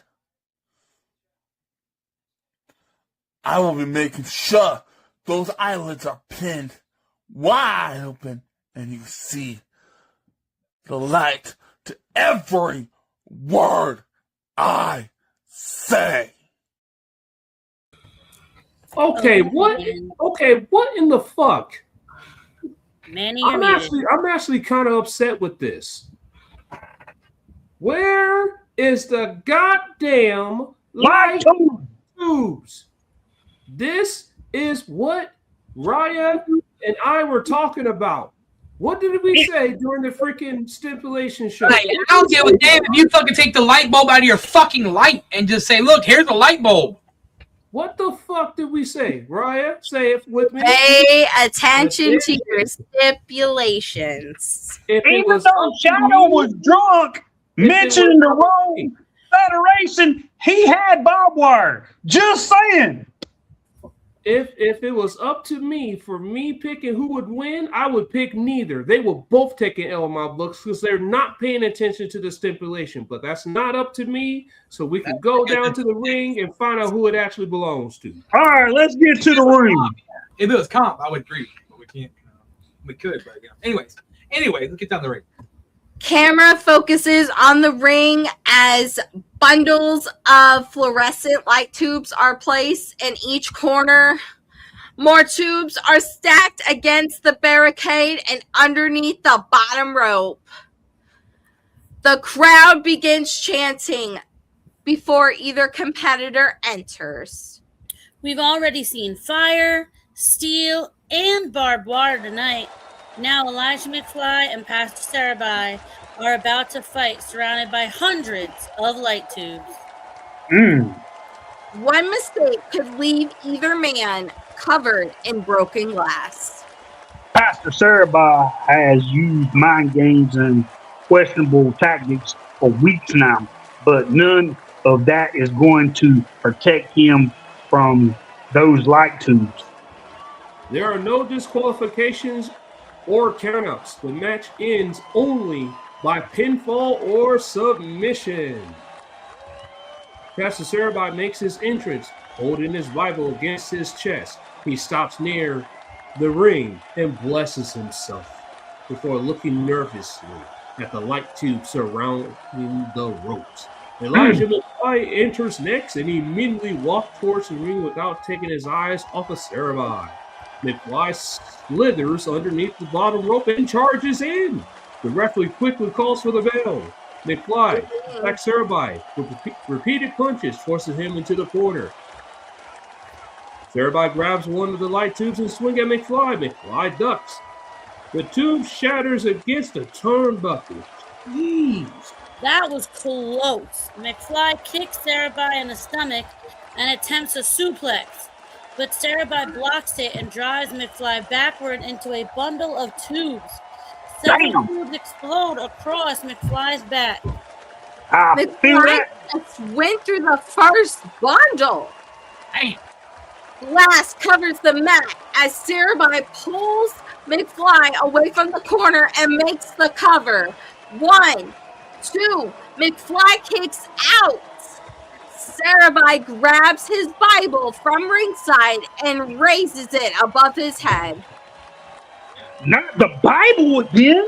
Sarabai swings, but McFly catches his arm. McFly rips the Bible away and throws it outside the ring. Sarabai looks horrified.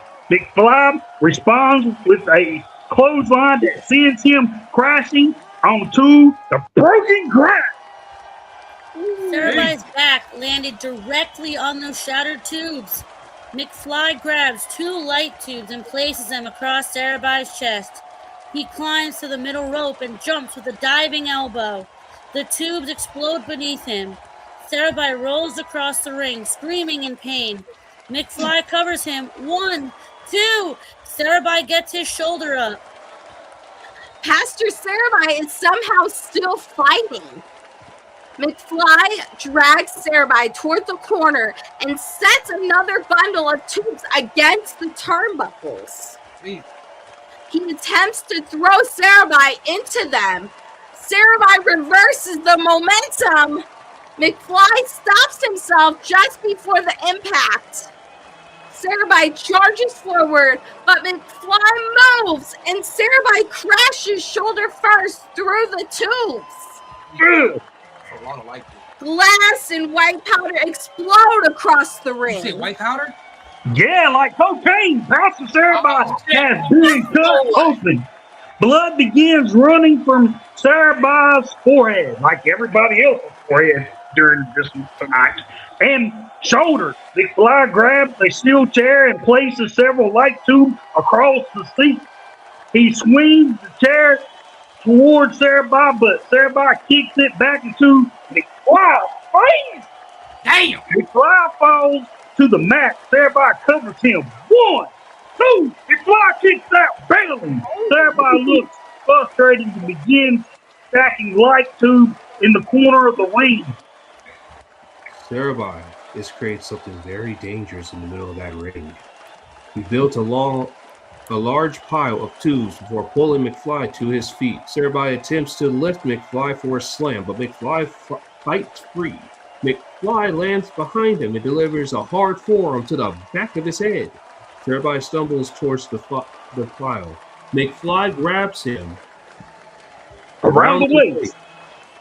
Sarah desperately holding on to the ropes like that bitch-ass Gunther. Amen, brother. McFly is trying to send him into that pile. Sarah elbows his way free and turns around with a light tube in his hands. He swings it across McFly's head. The tube shatters. McFly drops to one knee as blood begins running down the side of his face. Sarah grabs another tube and raises it. McFly suddenly catches him with a low kick to the stomach. Sarah drops the tube. McFly places Sarah's head between his legs and looks toward the pile in the center of the ring. The crowd rises. McFly is setting up the power bomb.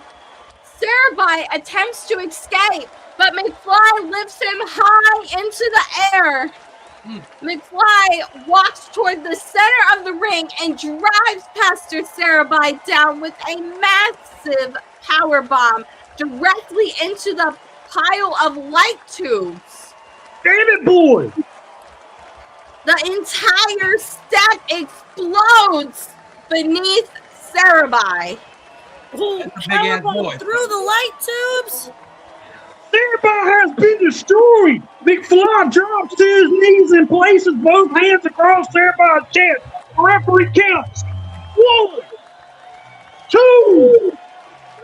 The referee calls the bell. The ring announcer here is your winner, McFly. McFly slowly gets back to his feet as blood runs down his face and arms. The referee raises his hand while medical officials enter the ring to check on Pastor Sarah. Christine? Oh my gosh. I cleared out that ending part there, man. That's crazy work right there. I'm sorry. All I gotta say is we need medical personnel to check on Pastor Sarah and McFly. Jesus. Hey, he slithered his ass with a win, and he slithered his ass out of that ring. So I mean, listen, can we just fucking say this? How the fuck did McFly's little ass pick up Sarah's big ass? I'm just saying. That was like have a drug test. That was adrenaline pushing through his veins right there. He tapped into his inner Cobra DNA. Hey, General Manager, can we get a drug test on McFly? Seriously, I think he's on the roids. We need a drug test. That's all I gotta say. He got the anaconda strength. We're going to commercial. I didn't say. Which one? Did we do the one? Or, We which one did we do?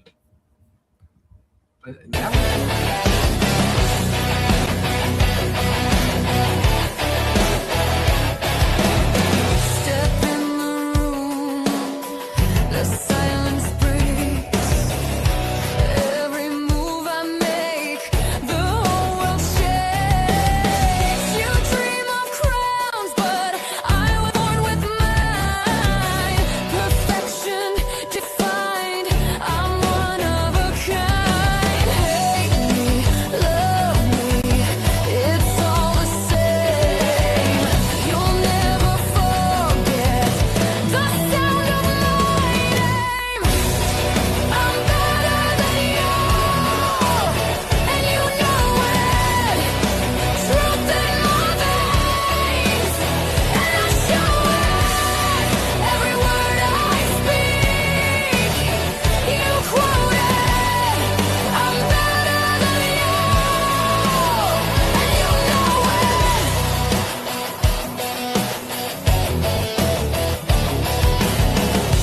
Money talks, and I talk loud. Sharp suit, sharp tongue, I stand out the crowd. No shortcuts taken, I pave this road. Diamonds on my soul, heavy with gold. Hate me, love me, it's all the same.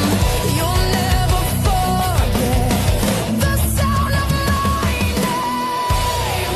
I'm better than you, and you know. Check out PDA.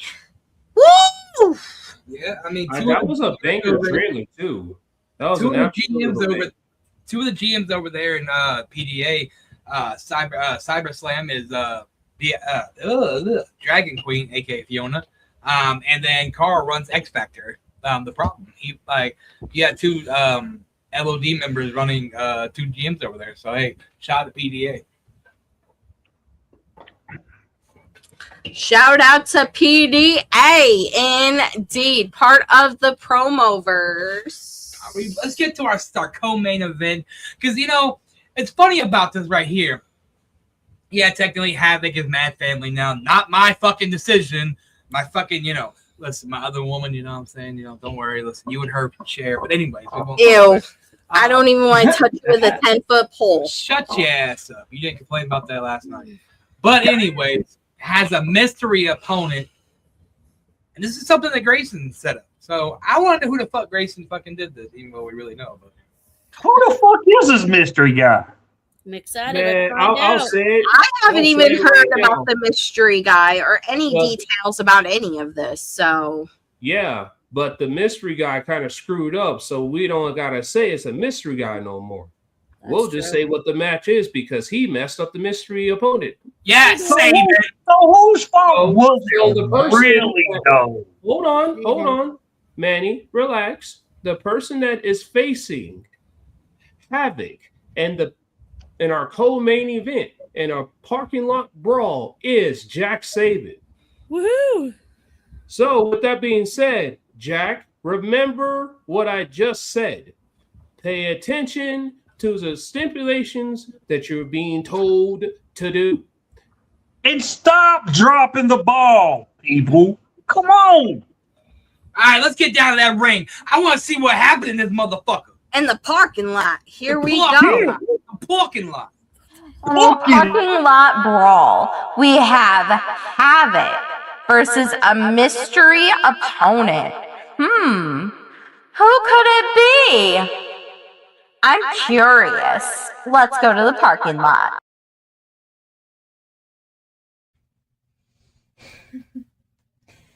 Everybody is wondering. Everybody is curious about this opponent, about this mystery opponent. Now everybody is asking themselves, Havoc, do you know this person? Havoc, have you been in the ring with this person? Havoc, do you know about this person? Havoc this, Havoc that. There's so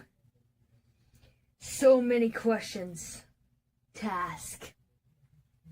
And so many questions to be answered. And Jack Saban, I know it was you all along. What? Do I not know about the DX shirt you have? Do I not realize the voice? The way that your hands were here? And give me a hint. And give me a clue who you are, Saban. It's been a long time, hasn't it? It's been a long time, my dear friend. See, I'm standing right here. I'm waiting for your ass. I'm in the parking lot. Where are you? Nowhere. Nowhere to be seen. And this is the type of person that everybody wants me to fight? It's pathetic. It's pathetic that how so many people are ready for this type of action. There'll be blood. Cars will be wrecked. Weapons can be used. It's like anywhere goes match, but in a parking lot. In a street fight. I mean, I got a step stool right here that I can bop your fucking head in. It's surprising. I don't know if I have to use this way or have to use... Is that a medical stool?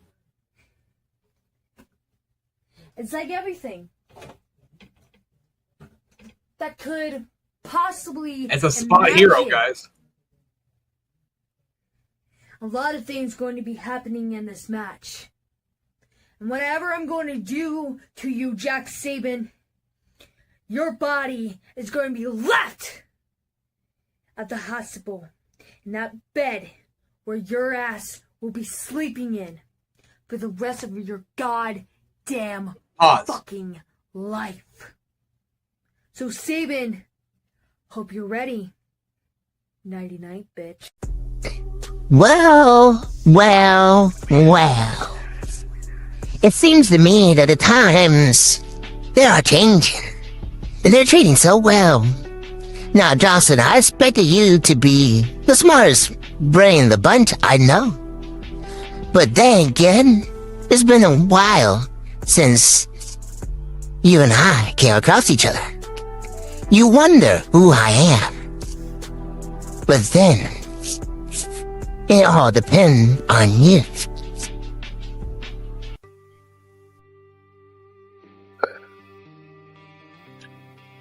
I'm back. And back in the fold the way it should be. You know, you said an old friend. Yeah, you and I, we ran through people as a unit. We took each other to the limit and we destroyed one another. But then time changed. And things developed. You went on to complacency. And I went on to develop the promo verse in a way that it should be. I mean, I'm sorry I didn't acknowledge you. It's kind of hard to see in this, as you can tell by the peripheral vision being cut off. But I can see you right over there. I can see right through you. You're still the same Havoc. But a different way of thinking. I'm only here for one goal only, to flip NPW on its lid. But then, again, I want to make people better than what they are before. I want the people to realize that they're not the carbon copies of what they are anymore. I want people to acknowledge themselves and be themselves. It's not that hard to be yourself, Havoc, if you believe in yourself. But how can you when you already defeated your own brain? The mind is a human torture chamber created by ourselves. You know it. I know it. The rest of the NPW universe knows it. I may be the king of mind games and same with another brother, another end. But you bit off more than you can chew when you decided it was so easy to stay complacent.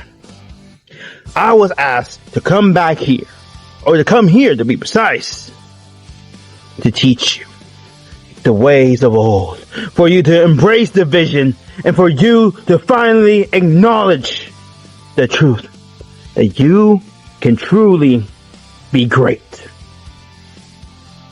If you stop listening to the voices in your own fucking head.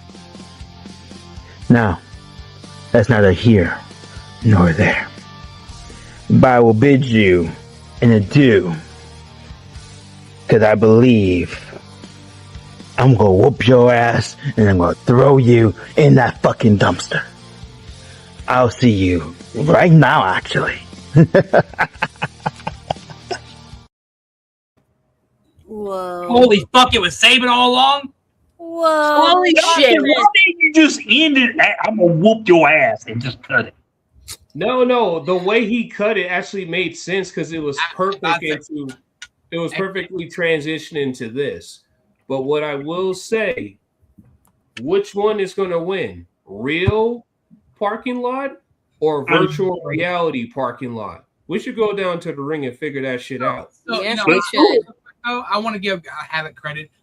Holy fuck, Havoc actually used her fucking green screen and didn't just have it up in the back behind her. But the thing is, it bled like damn shadow shit and PWF. Baby steps. Baby steps. I'll get with her and get her to fix that part. But baby steps. I mean, the camera cuts away from the arena and we are in the parking lot. I mean, we were there last night, me and you and that girl. Oh, Malanta. Cars surround a large open fighting area. Steel barricades, equipment crates, trash cans, and production vehicles are scattered throughout the lot. Yep, Manny doing portrait mode. Havoc stands alone in the middle of the parking lot, waiting for her mystery opponent. We are leaving the ring for this next match. Havoc is scheduled to face a mystery opponent in a parking lot brawl.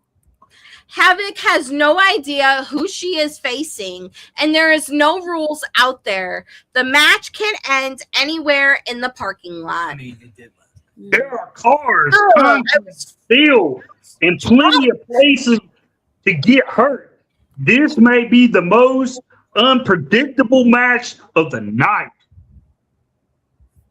Oh man, the mystery opponent requested complete secrecy, which he screwed up himself. However, Havoc agreed to the match without knowing the identity of her opponent at this time. Havoc walks around the parking lot shouting for the mystery opponent to come out. Suddenly, headlights turn on behind her. A black vehicle slowly drives into the parking lot and stops. Is it rejection? Opens up. A figure. It's Vince McMahon. The camera moves closer. It's Jack Saban. Oh my god. Oh, it's Jack Saban. Holy shit, the crowd inside the arena erupts as Jack Saban appears on the large screen. That's correct, folks. Jack Saban. Jack Saban is the mystery opponent? Havoc was prepared for a fight, but I don't think she expected Jack Saban. Saban closes the car door and stares across the parking lot at Havoc. Havoc smiles and motions for him to come forward. The referee calls for the bell. Sabin and Havoc charges at each other and begin exchanging punches beside the park cars. Sabin connects with several hard forearms facing. I'm gonna kick your ass. Forearms facing Havoc backwards against a vehicle. Havoc responds with a knee to the stomach and slams Sabin head into the hood of the car. Havoc is wasting no time. Havoc grabs Sabin and attempts to throw him into the windshield, but Sabin blocks it. Sabin reverses the hold and launches Havoc into the side of a production truck. Havoc hits the metal door and falls onto the concrete. Sabin grabs a trash can and empties it over Havoc before striking her across the back with it. Oh, she ain't got a concussion. This is exactly what a parking lot brawl is supposed to be. Sabin goes for the cover on Havoc on the concrete. 1, 2, Havoc kicks out. Sabin pulls Havoc to her feet, but she drives him backward into a car door. Havoc repeatedly slams the door against Sabin's ribs. Sabin drops to one knee. Havoc grabs a tire iron from the ground. He raises it above her head. Sabin rolls away before she can strike him. The tire iron smashes against the concrete. That could have ended the match and Jack Sabin's career. Sabin grabs Havoc from behind and throws her across the hood of another car. Havoc rolls across the metal and crashes to the other side. Sabin climbs onto the hood and waits for her to stand. He jumps from the car with a flying clothesline. Both competitors crash onto the concrete. Jack Sabin just launched himself off that car. Sabin makes another cover. 1, 2. Havoc gets her shoulder up. Sabin looks toward a nearby equipment crate. He drags the crate into position and attempts to suplex Havoc onto it. Havoc blocks the moves and delivers several punches to his ribs. She lifts Sabin and drives him back first into the crate. The metal bent underneath him. Sabin's back landed directly on that equipment case. Havoc covers him. 1, 2. Sabin kicks out. Bandit boy. Havoc begins dragging Sabin deeper into the parking lot. She throws him into a row of shopping carts, sending metal crashing in every direction. I think we're now. Sabin is buried underneath the carts. Havoc climbs onto the hood of a nearby vehicle and jumps toward him. Sabin moves out of the way. Havoc crashes into the carts. You crazy ass bitch. Damn, Havoc took too much time. Sabin pulls himself up using the side of the car. He grabs Havoc and delivers a massive DDT onto the hood. The hood caves inward. Sabin covers her on the damaged vehicle. 1, 2. Kick out. Havoc kicks out again. Neither competitor is willing to stand down. Jack Sabin came here to make a statement, but Havoc is matching him at every turn. I'm sorry, Sabin's making this statement. Move until Jack Sabin opens up the trunk of the car and begins searching inside. Wonder what he's thinking. Havoc gets back to her feet and attacks him from behind. She slams the trunk lid down onto Jack Sabin's back. That's a nasty spot. Jack Sabin falls beside the vehicle. Havoc pulls a length of chain from the trunk and wraps it around her fist. She strikes Saban across the forehead. What is up with everybody with these damn foreheads? Jack Saban falls against the car as blood begins to run down his face. Is everybody Ric Flair tonight with the cuts on the forehead? I'm just saying. Jack Saban has been busted open. Havoc hits him again with the chain before wrapping it around his neck. She drags Saban across the parking lot while he desperately attempts to loosen the chain. Saban eventually grabs a traffic cone and strikes Havoc with it. But the chain falls away. Saban charges forward and tackles Havoc through a temporary barricade. Both competitors disappear behind the fallen metal. They just went through the barricade. Jesus. The camera moves closer as Saban and Havoc slowly begin getting back to their feet. They fight toward a concrete stairwell leading to an upper parking lot balcony. Oh, somebody about to get hurt. Saban throws Havoc against the railing. Havoc responds with a kick to the knee and slams Saban's face onto the steel steps. Jesus Christ. The fight continues upward. They're heading to the upper level. Saban and Havoc reach the parking lot balcony overlooking the lower level. A car is parked directly beneath them. Ooh. Sorry, it's loading slowly. Somebody needs to stop this. There is a car below that balcony. Saban attacks Havoc with repeated punches. He attempts to throw her over the railing, but Havoc holds on. Havoc elbows him in the face. Saban stumbles backward. Havoc charges, but Saban catches her and attempts to lift her over the railing. She fights free and lands behind him. Havoc connects with a super kick that sends Saban crashing against the edge of the balcony. Saban struggles to remain standing. Havoc looks down at the car below. Then she looks back at Saban. Havoc has something terrible planned. Havoc hooks Saban for her finisher. Saban desperately fights against it. He delivers several elbows and nearly escapes. Havoc drives a knee into his stomach and hooks him again. She lifts Saban and hits her finisher from the parking lot balcony. Oh, Atlanta. Both competitors fall from the upper level. They crash down onto the hood of the car below, and the windshield explodes as the hood completely collapses beneath them. Oh my goodness, Havoc just hit her finisher off the balcony. They went straight through the fucking hood. Neither one of them should be moving after that. The ref rushes toward the damaged car.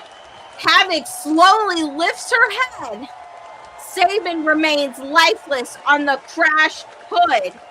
Havoc drags herself across his body and makes the cover directly on the car. The ref begins counting against the metal. 1, 2, and 3.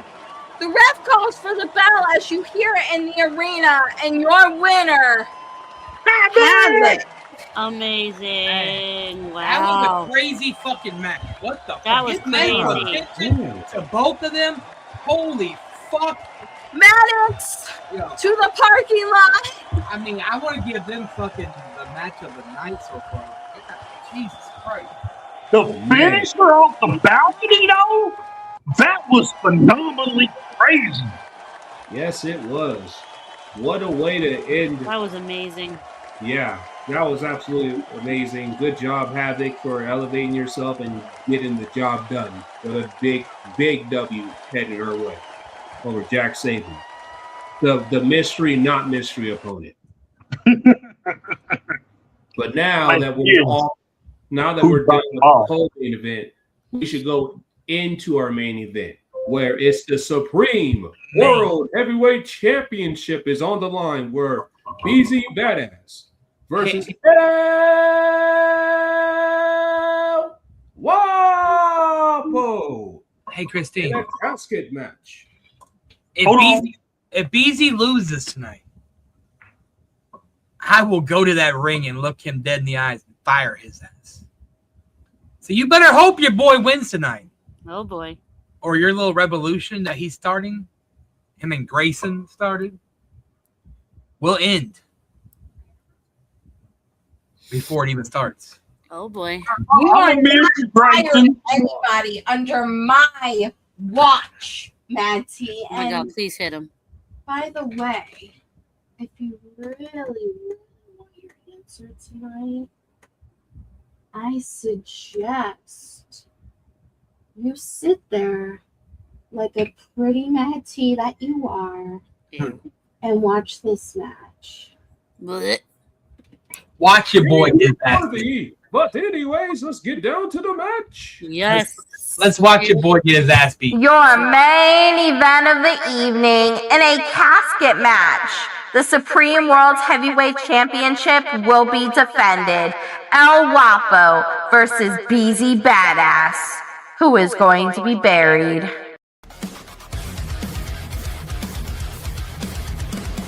Lights down, lungs tight, a static spark in the dark of the dome. The Sheffield steel meets the Silic soul, you're never coming home. Every neon pulse is a bruising waiting. The script is a ghost, but the blood is frustrating. Watch the pixels bleed through the canvas floor.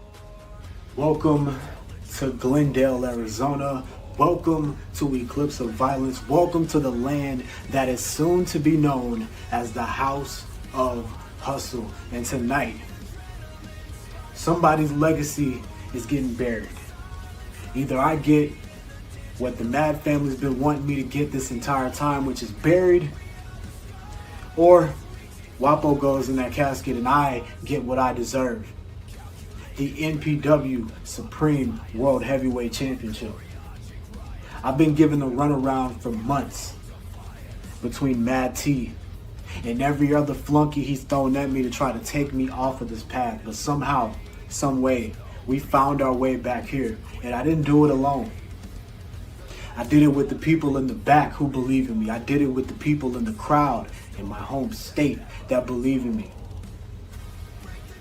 Wapo, after everything that I've gone through to get to this point, not just in NPW, but in my career period, do you really think at this juncture, at this point in time, that I would allow somebody like you, who has rode the coattails of his affiliation with Mad T to the top of this company, stop me? I'm the living definition of self-made in this game. I didn't come in with best friends in the top stable. I didn't come in with best friends at the top of the best promotions. I didn't come in with a system in place that even wanted somebody like me to succeed. But guess what I fucking did? Everything that you, Wapo, aspire to do with your career, I've already done that shit 10 times over. And tonight, in front of those 20,000 people in that arena, in front of everybody in the locker room that's tired of this Mad Family shit, in front of the millions of viewers around the world watching on the network, they're gonna see a real champion finally arise here in NPW. You're gonna see the beginning of the end of the tyranny the Mad Family has casted over NPW. You're gonna see the hard work of people like BBG, of general managers like Grayson Lee, and most importantly, me, the ultimate hustler. Take the crown, take the power back. NPW Universe, tonight, our family is taking over. The hustle continues, and my reign, my supremacy over NPW is just getting started. Let's go get this shit. We rising up, no stopping now. We fill the cup. Hustle, hustle, keep the engine running through the rain. Hustle, hustle, turn the struggle to a lack of pain. From the penthouse where the home is where the money flows. Hustle, hustle, let the world know we don't ever fold. Built a legacy for members and we turn it into gold. From the concrete, we still here. Hustle always, get yours. En Boriken se siente, la calle lo sabe. When the sky go black, yo caigo de frente. Timberlands on the floor, shorts flying in the wind. Flat cape on my back and the night falls in. Carrito by the hydrant, bro, that's a crime. I lift it with one hand like baby stay in line. Arroz con gandules, flying through the air. I'm saving a block with a sharp coast stare. Hear that thunder? That's my cue. Abuelo taught me what a hero do. Free Pernil in the bag, I smell the storm. And the whole block wakes up when I rise and fall. El Boricua man, El Boricua man, don't test my land. El Boricua man, no, no, no, no. Well, Beezy, guess what? This is it. This is your last chance, the last straw that you have a chance to become the NPW World Champion. But I'm not going to have that on my accord, not on my watch. You will not beat me. You know why? Because I have sat in here for hours in this casket, warming it up for you. So when it comes down to it, and tonight, when we go one-on-one, and I put you in that casket, and I lay you 6 feet under, and I feed you to the maggots, you will know that you come here to not only become a loser, but be unemployed, be the death of you. You see, BZ, what you don't get is I made this Supreme Championship. I made it what it is today. It just loses value when it reaches your shoulders. But I could understand your anticipation. I could understand your drive to be better. Because you want to think that the Mad Family is going to go down. You see, the Mad Family is going to be champions for all eternity. Yes, I say all eternity because I'm a casket and I feel like yeah, you get the drift. Anyway, I can't wait. I can't wait to feel the wrath of how you will end up being unemployed like you deserve to be. Unemployed piece of shit. Guess what? I can't wait. I can't wait to show the world the lackluster artist, the lackluster wrestler you are. Chances are you're going to come in here all hot-headed, ready to become new champion, when you know that I am so much better than you. When you know that I put this place on the map while you are being the little piece of shit you are. It's all good. It's all great. Because this supreme being is going to be still champion. I was wondering. Oh, Jesus. Oh, shit. He was inside of a casket? That was amazing. I've been looking for him all day. I couldn't find him. I was wondering where he was. Maybe he wanted to be completely locked in because he knows there's a lot. You can go to a casket. I think he took Locked In to a new level, but I Yeah, digress. he locked all the way. Yeah. But it was if he was in the casket, why couldn't he turn on his light so we could have seen his face a little bit though? How was he gonna turn the light on? You know what? You're fired. Yeah, you're hushed. The camera sweeps across the arena as the crowd rises to their feet. A black casket sits beside the ring, decorated with silver trim and the NPW logo across the lid. And see where it says there? It says the Mad Family presents. No, and then they look right didn't there do on the edge, right there. See that? It says Beezy. I don't think so. The Supreme World Heavyweight Championship is right next to us. Hey, it's beautiful. It is beautiful, gorgeous. It's so title. shiny. How I put the Mad It's Family the only name. shiny thing Christine needs to distract herself with. there's- But there's another shiny this thing. is it. The main event of NPW Eclipse of Violence. El Guapo defends the Supreme World Heavyweight Championship against BZ Badass in a casket match. Don't worry. I'll be right here. Oh, thank God. What we do Hey, without you? if you're lucky, unless I have to step in. Oh boy. There are no pinfalls, no submissions, no disqualifications. The only way to win is to place your opponent inside that casket and close the lid. Oh, man. BZ has fought through Mad T's threats, interferences, and attempts to remove him from NPW tonight. He finally gets El Guapo one-on-one for the biggest championship in the company. On paper, this is 101. With the Mad Family and LOD involved, I doubt it will stay that way for long. Oh, Grayson. BZ Badass. How you acknowledge the situation? Yes, very much so. I'm not stupid. BZ Badass makes his entrance first. The crowd erupts as BZ walks onto the stage and points towards the NPW Supreme World Heavyweight Championship. BZ enters the ring and stands on the turnbuckles as the crowd chants his name. Easy. El Guapo's music hits. Yeah! Appears on the stage with the Supreme World Heavyweight Championship around his waist. Mad T walks behind him, smiling as Guapo raises the title above his head. Yeah, for you, Christine! El Guapo has survived every challenger placed in front of him, but BZ may be his greatest threat yet. Guapo enters the ring and holds the championship directly in BZ's face.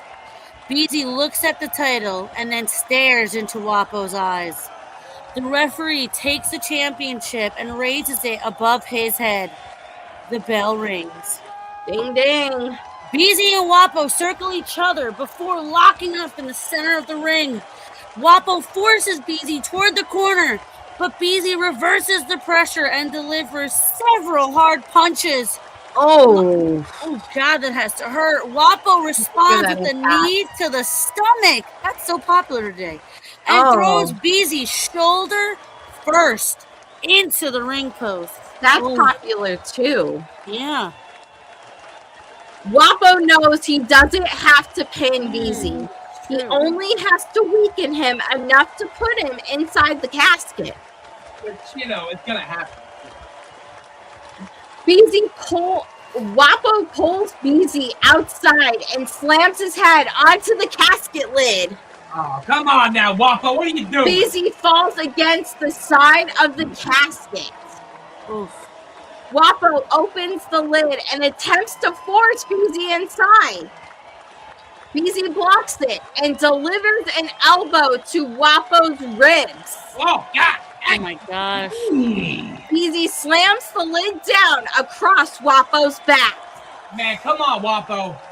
Guapo just got crushed between BZ and the casket. BZ grabs Guapo and throws him into the steel steps. Guapo crashes shoulder first into the metal. BZ charges, Guapo catches him and drives him backwards into the barricade. Guapo grabs a steel chair from ringside and strikes BZ across the back. Oof. Yeah, come on. I mean, anything is legal in this match. Anything. Guapo swings again, but BZ turns and punches the chair back into the champion's face. Come Guapo on. falls onto the floor. BZ pulls Guapo up and delivers a suplex onto the entrance ramp. Both men slowly return to their feet and begin exchanging punches. Come on, Guapo. BZ gains control and throws Guapo back into the ring. BZ climbs onto the apron, but Guapo kicks him through the ropes. Wapo grabs Beezy and delivers a DDT. Yeah. The champion drags Beezy toward the casket and attempts to roll him inside. Beezy catches the edge of the casket and fights back. Yes! Come on, Wapo. Ooh. Beezy is using every bit of strength he has to keep himself out of that damn casket. Beezy kicks Wapo away and climbs back onto the ring. Wapo follows. Beezy hits a running clothesline and then another. Wapo rises up again, no selling the fuck out of it. But Beezy catches him with a spine buster. The crowd erupts. Suddenly, Allison Black runs down the entry ramp carrying a kendo stick. Here we go. Here we go. Allison Black is coming to help El Wapo. Good girl. Allison enters the ring and swings at Beezy. Beezy ducks, but Wapo grabs him from behind. Allison raises the kendo stick again. Before she can strike, BBG's music hits. What are you doing out here? Get your ass. BBG charges toward the ring and tackles Allison through the ropes. Duck, girl. BBG had stopped Allison Black. Bullshit. BBG and Allison fight around ringside before disappearing through the crowd.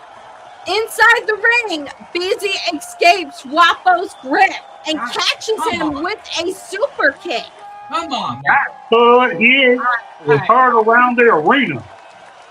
Beezy attempts to drag Wapo toward the casket, and Wapo grabs the ropes and refuses to let go. That's smart. Havoc runs down the ramp and attacks Beezy from behind. Havoc delivers several punches before helping Wapo lift Beezy toward the casket. Come on, girl. The numbers are becoming too much for Beezy. Suddenly, Dante Black appears and charges into the ring. What are you doing out here? Dante attacks Havoc and throws her through the ropes. Havoc and Dante continue fighting up the ramp. Holy shit, what is going on? Come on, do something right, damn it. Every time the Mad Family sends someone out here, somebody is stepping forward to protect Beezy. Beezy turns around and walks directly into a massive clothesline from Wapo. Oh, that had to hurt. Wapo pulls Beezy toward the casket and places him inside. Beezy's upper body falls into the casket, but his legs remain hanging over the edge. Put him in the fucking casket. Wapo attempts to close the lid, but Beezy blocks it with his foot. He kicks the lid back into Wapo's face and pulls himself free. But wait, Hot Boy Jimmy runs toward the ring with the Nonstop Promo Championship controversy still hanging over him. Jimmy attacks Beezy with repeated forearms. Good job, good job. Hot Boy Jimmy is helping Wapo now? Jimmy and Wapo double team Beezy near the casket when suddenly Deviant appears from the crowd. What the fuck? Let's go.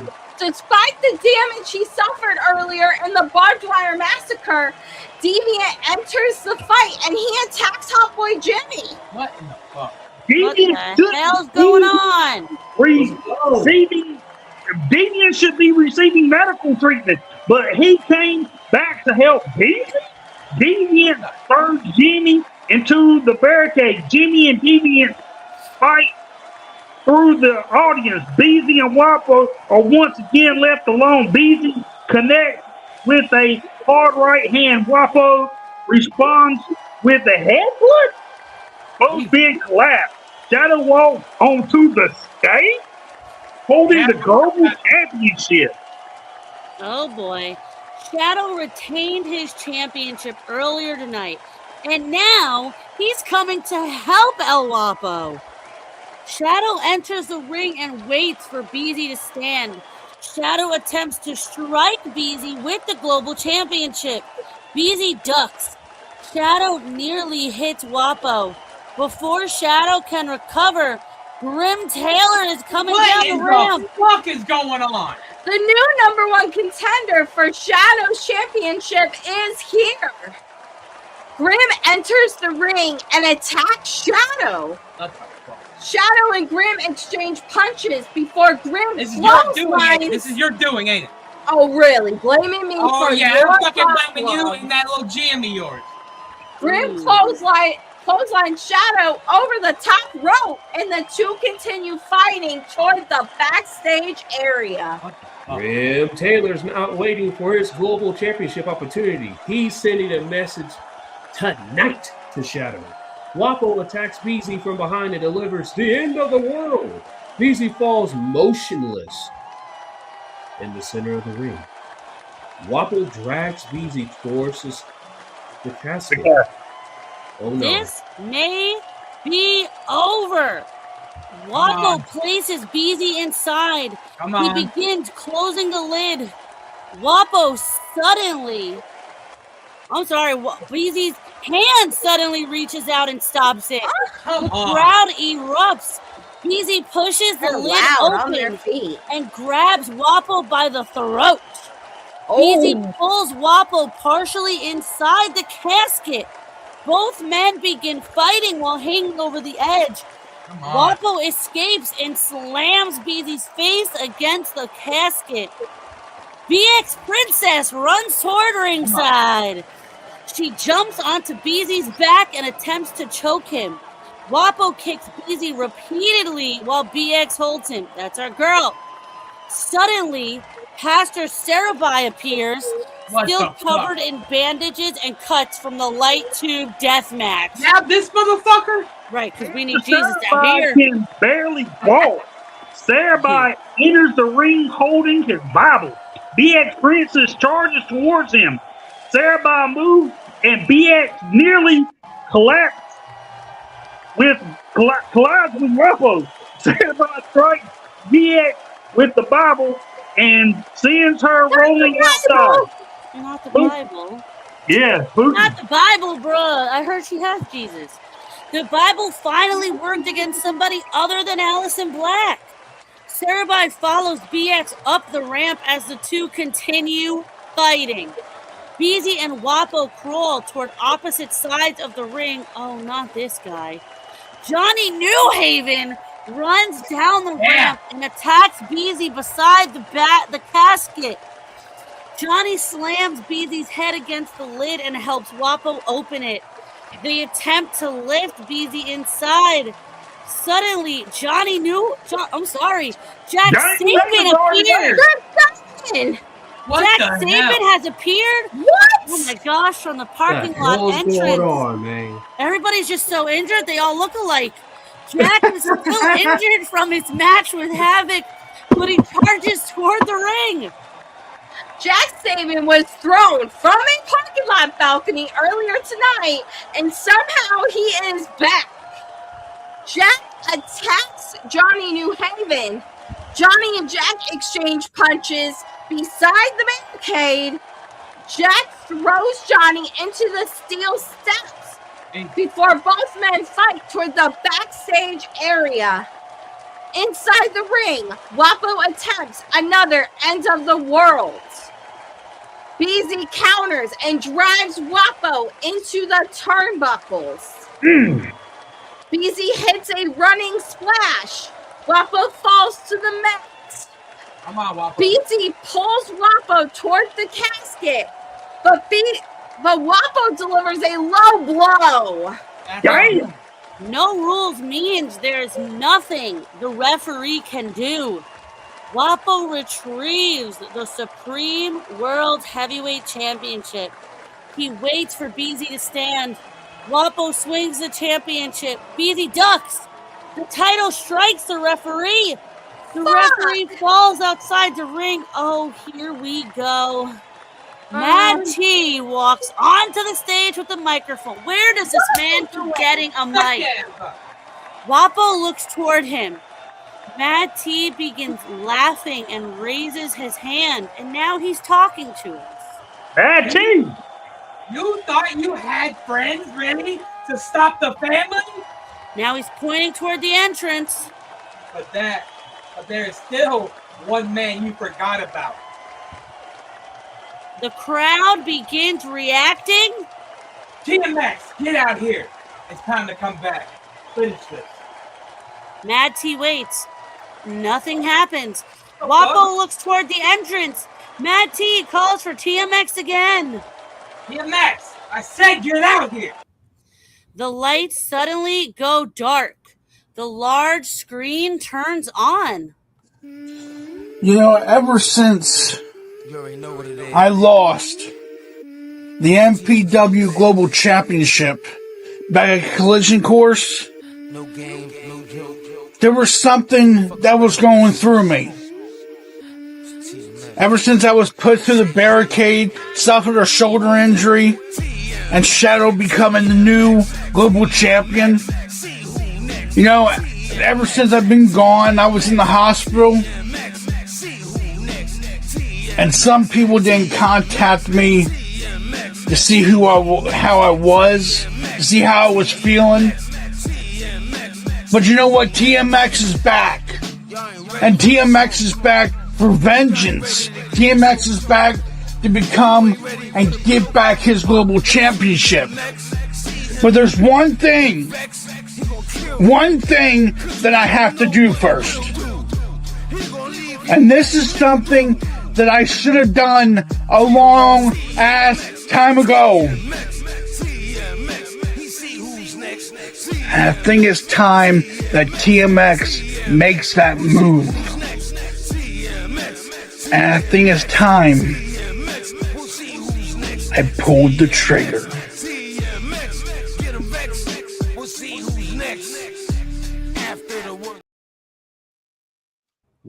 Oh.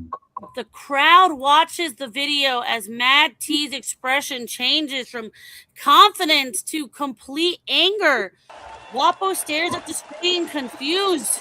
Whatever TMX has to say, Mad T does not like it. Mad T begins shouting at the screen, demanding that TMX come get out here now. But no one appears.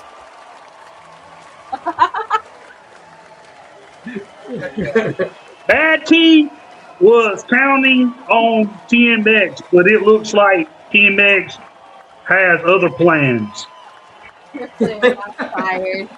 Your plan backfired.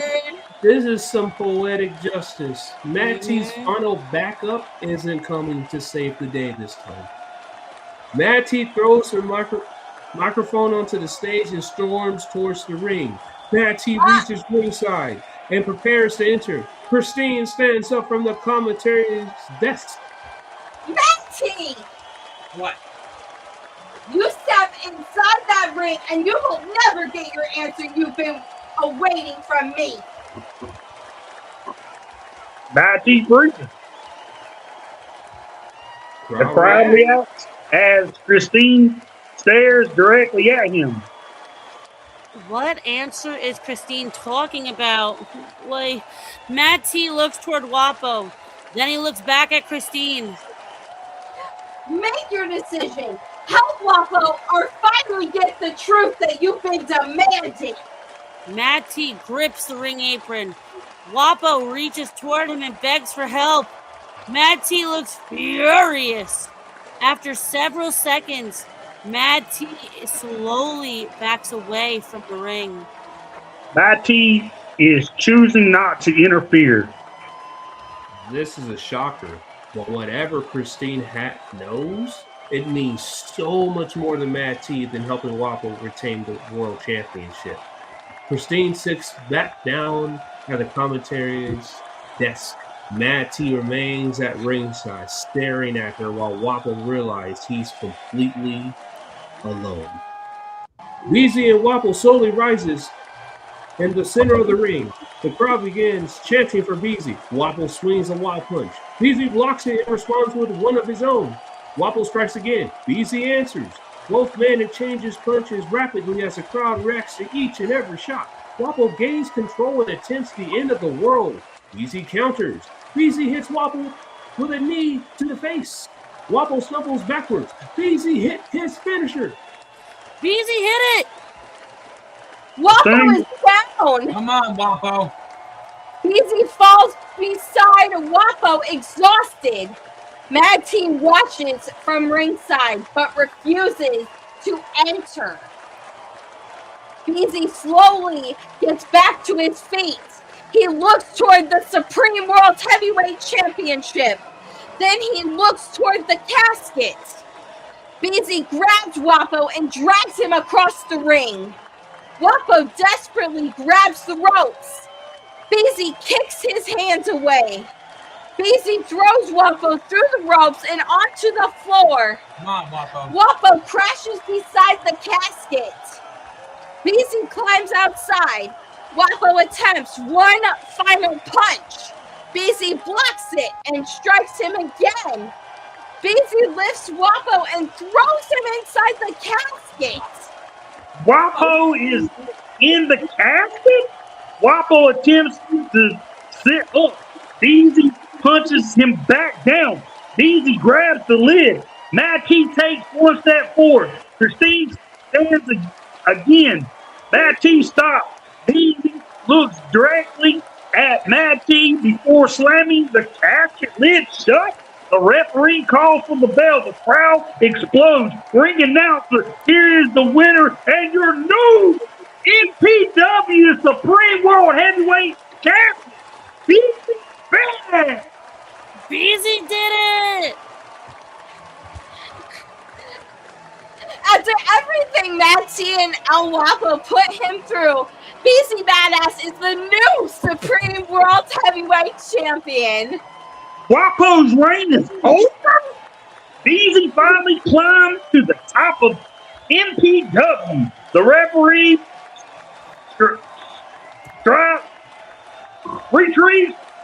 the referee retrieves the Supreme World Heavyweight Championship and hands it to Beezy. Beezy drops to his knees and holds the title against his chest. The crowd continues chanting his name, Beezy, Beezy. Mad T stands near the entrance, staring at Beezy with anger in his eyes. Beezy climbs onto the casket. He raises the Supreme World Heavyweight Championship high above his head. Power erupts around the arena. Beezy survived El Wapo, the Mad Family, LOD, and every single obstacle placed in his path. Tonight, he proved he deserved to stand at the top of the MPW. Oh my goodness, Beezy Badass is standing on top of El Wapo's casket with the Supreme World Heavyweight Championship. Beezy continues celebrating as Mad T watches from the entrance. Suddenly, the arena lights go dark. Beezy lowers the championship and looks toward the stage. The large screen begins flickering. What? Oh. What in the hell's going on? This isn't over!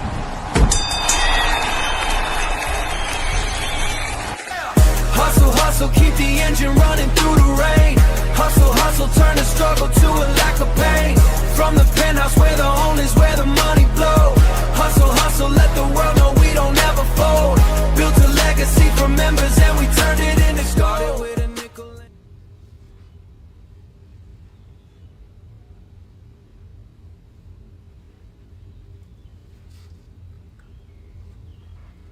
Here we go. You see, Wapo, you done let me down again. I'm gonna address this on the next Mad Family Presents Supremacy. But, and Beezy, I'm gonna address you too, baby boy, because I'm gonna start the show next week. But until then, I guess we can end NPW Sorry. Mad Family presents NPW Eclipse of Violence. On a high note. If she knows what's good for her. Christine, get your ass down to this ring. Why are you pulling me from the commentary area? The show is over, Christine! I know you're fucking a blonde nowadays, but hey, pay attention. I do pay attention. What do you want, Mad T? Well, you know what I want, honey. I want you to answer my question. Now, Christine, you know, if you take this, that means being with me, Mad T and Christine together. Look at the power that Mad T and Christine would have. You have EMP. And everything that comes with it. So, WF too? Of course. I mean, I do own PWF, and I mean, you know, you get a little chunk of Ace because, you know, technically I still have my fingers in Ace, even though everyone thinks I don't. And you get NPW back. So, Christine, the question is, what are you gonna say? I get everything in the palm of my hands. Yeah, duh. The world is ours. That's our slogan.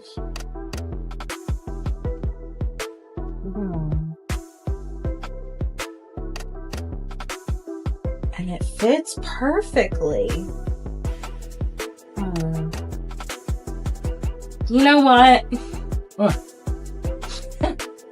Mad T, I have everything in the palm of my hands. No, you don't. Yes, I do. Including NPW. No, you don't. So you know what? Take this stupid ass ring. What? Shove it up your ass where the sun don't shine in. Why don't you come here? Come here for a second. Oh, yeah? Hi.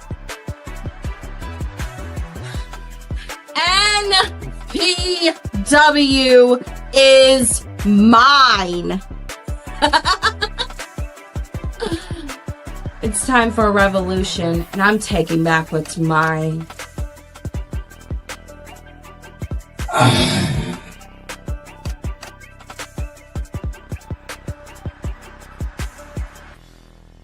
You know, Christine, you want to go to war? Fine. I'm gonna burn this motherfucker down. And of the ashes of NPW by the time I'm done, be something better.